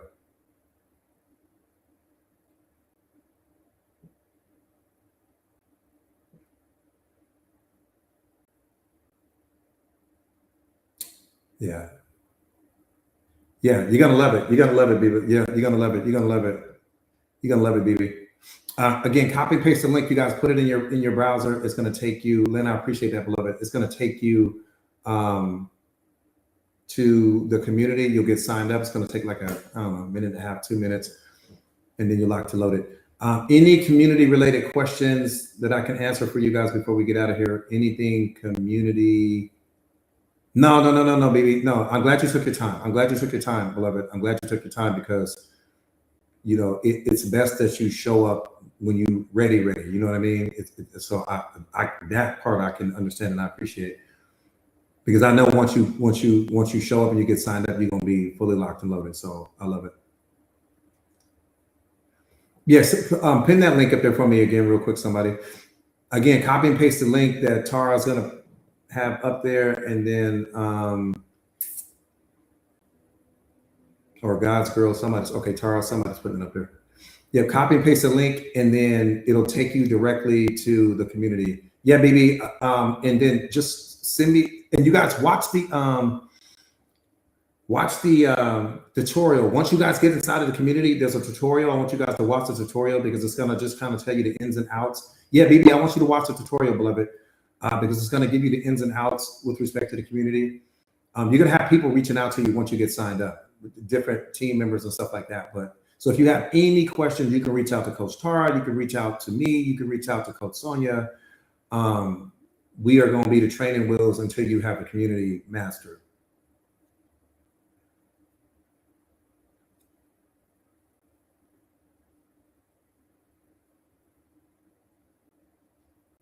Yeah, absolutely, baby. Absolutely, absolutely. Any questions, any community related questions before I get out of here, you guys? We did great today on this live. Great job, you guys. I'm proud of you guys. Proud of the Mindset Masters family. We are better, stronger, smarter, faster than we were yesterday. That's the goal. We're going to climb this mountain every single day. We're going to become better every single day, more powerful every single day, stronger every single day. That's the goal. Again, you guys are going to get the book today. You're going to get me as your coach today. You're going to get the course today. You're going to get the community today. Live streams, podcasts, you name it, it's all coming today. Today is the beginning of forever.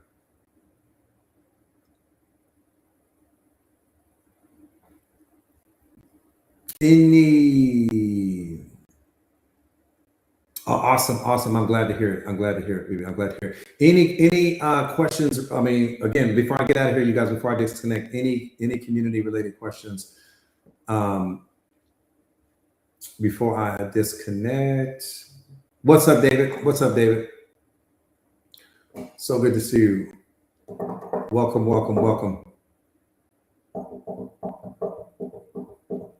We hit that 500K. Okay. I'm a life coach. Yeah, I'm a life coach, author, public speaker. I wear quite a few different hats.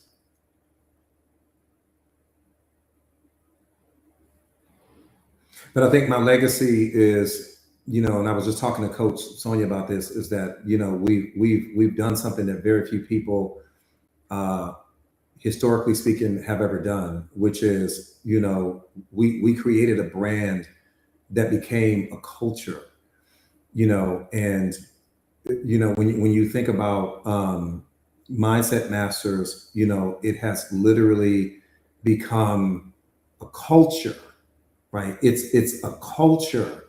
And the beautiful thing about a culture is that it's bigger than the creators of it. It's bigger than whoever it is that started the culture, right? Like if you think about hip hop music, right? It's a culture.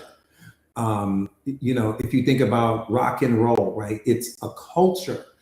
And so when you think about what we've created, we took this brand, which was just something that was living on the shelf in our mind. We had no idea it would become what it is right now. And, it's bigger than us. And that's what makes it beautiful. It's bigger than us. It's taken on a life of its own, but we've created an entire culture, and so if I don't do anything else with my life, because this is going to go on long after I'm gone, long after she's gone, we did our job. And I think that's what this is. And of course, we're going to continue to pour into it and continue to do this and continue to do that. That part right there, Red, it's a culture, you know what I mean? And then you got the Reds of the world, and you've got so many amazing people that are moving it in directions and in ways that, again, is bigger than anything we could have ever imagined. And that's the most beautiful thing in the world. So having said all of that, other than that, I will see you guys tomorrow, Tomorrow's Friday. Yeah, I'll see you guys tomorrow. Juliet, what's up, beloved? What's up, beloved? So good to see you. Kev, so good to see you. Have a great day today. That part right there, Red, is literally the new sexy. Self-awareness is the new sexy. Yeah, it's taking on a life of its own. And Lynetta, I got you on the stuff that you need. So I got your message in the community. So don't worry, I got you on that. Other than that, I will see you guys. Freedom, I got you. Freedom. Other than that, I will see you guys tomorrow. Stay powerful, stay put up.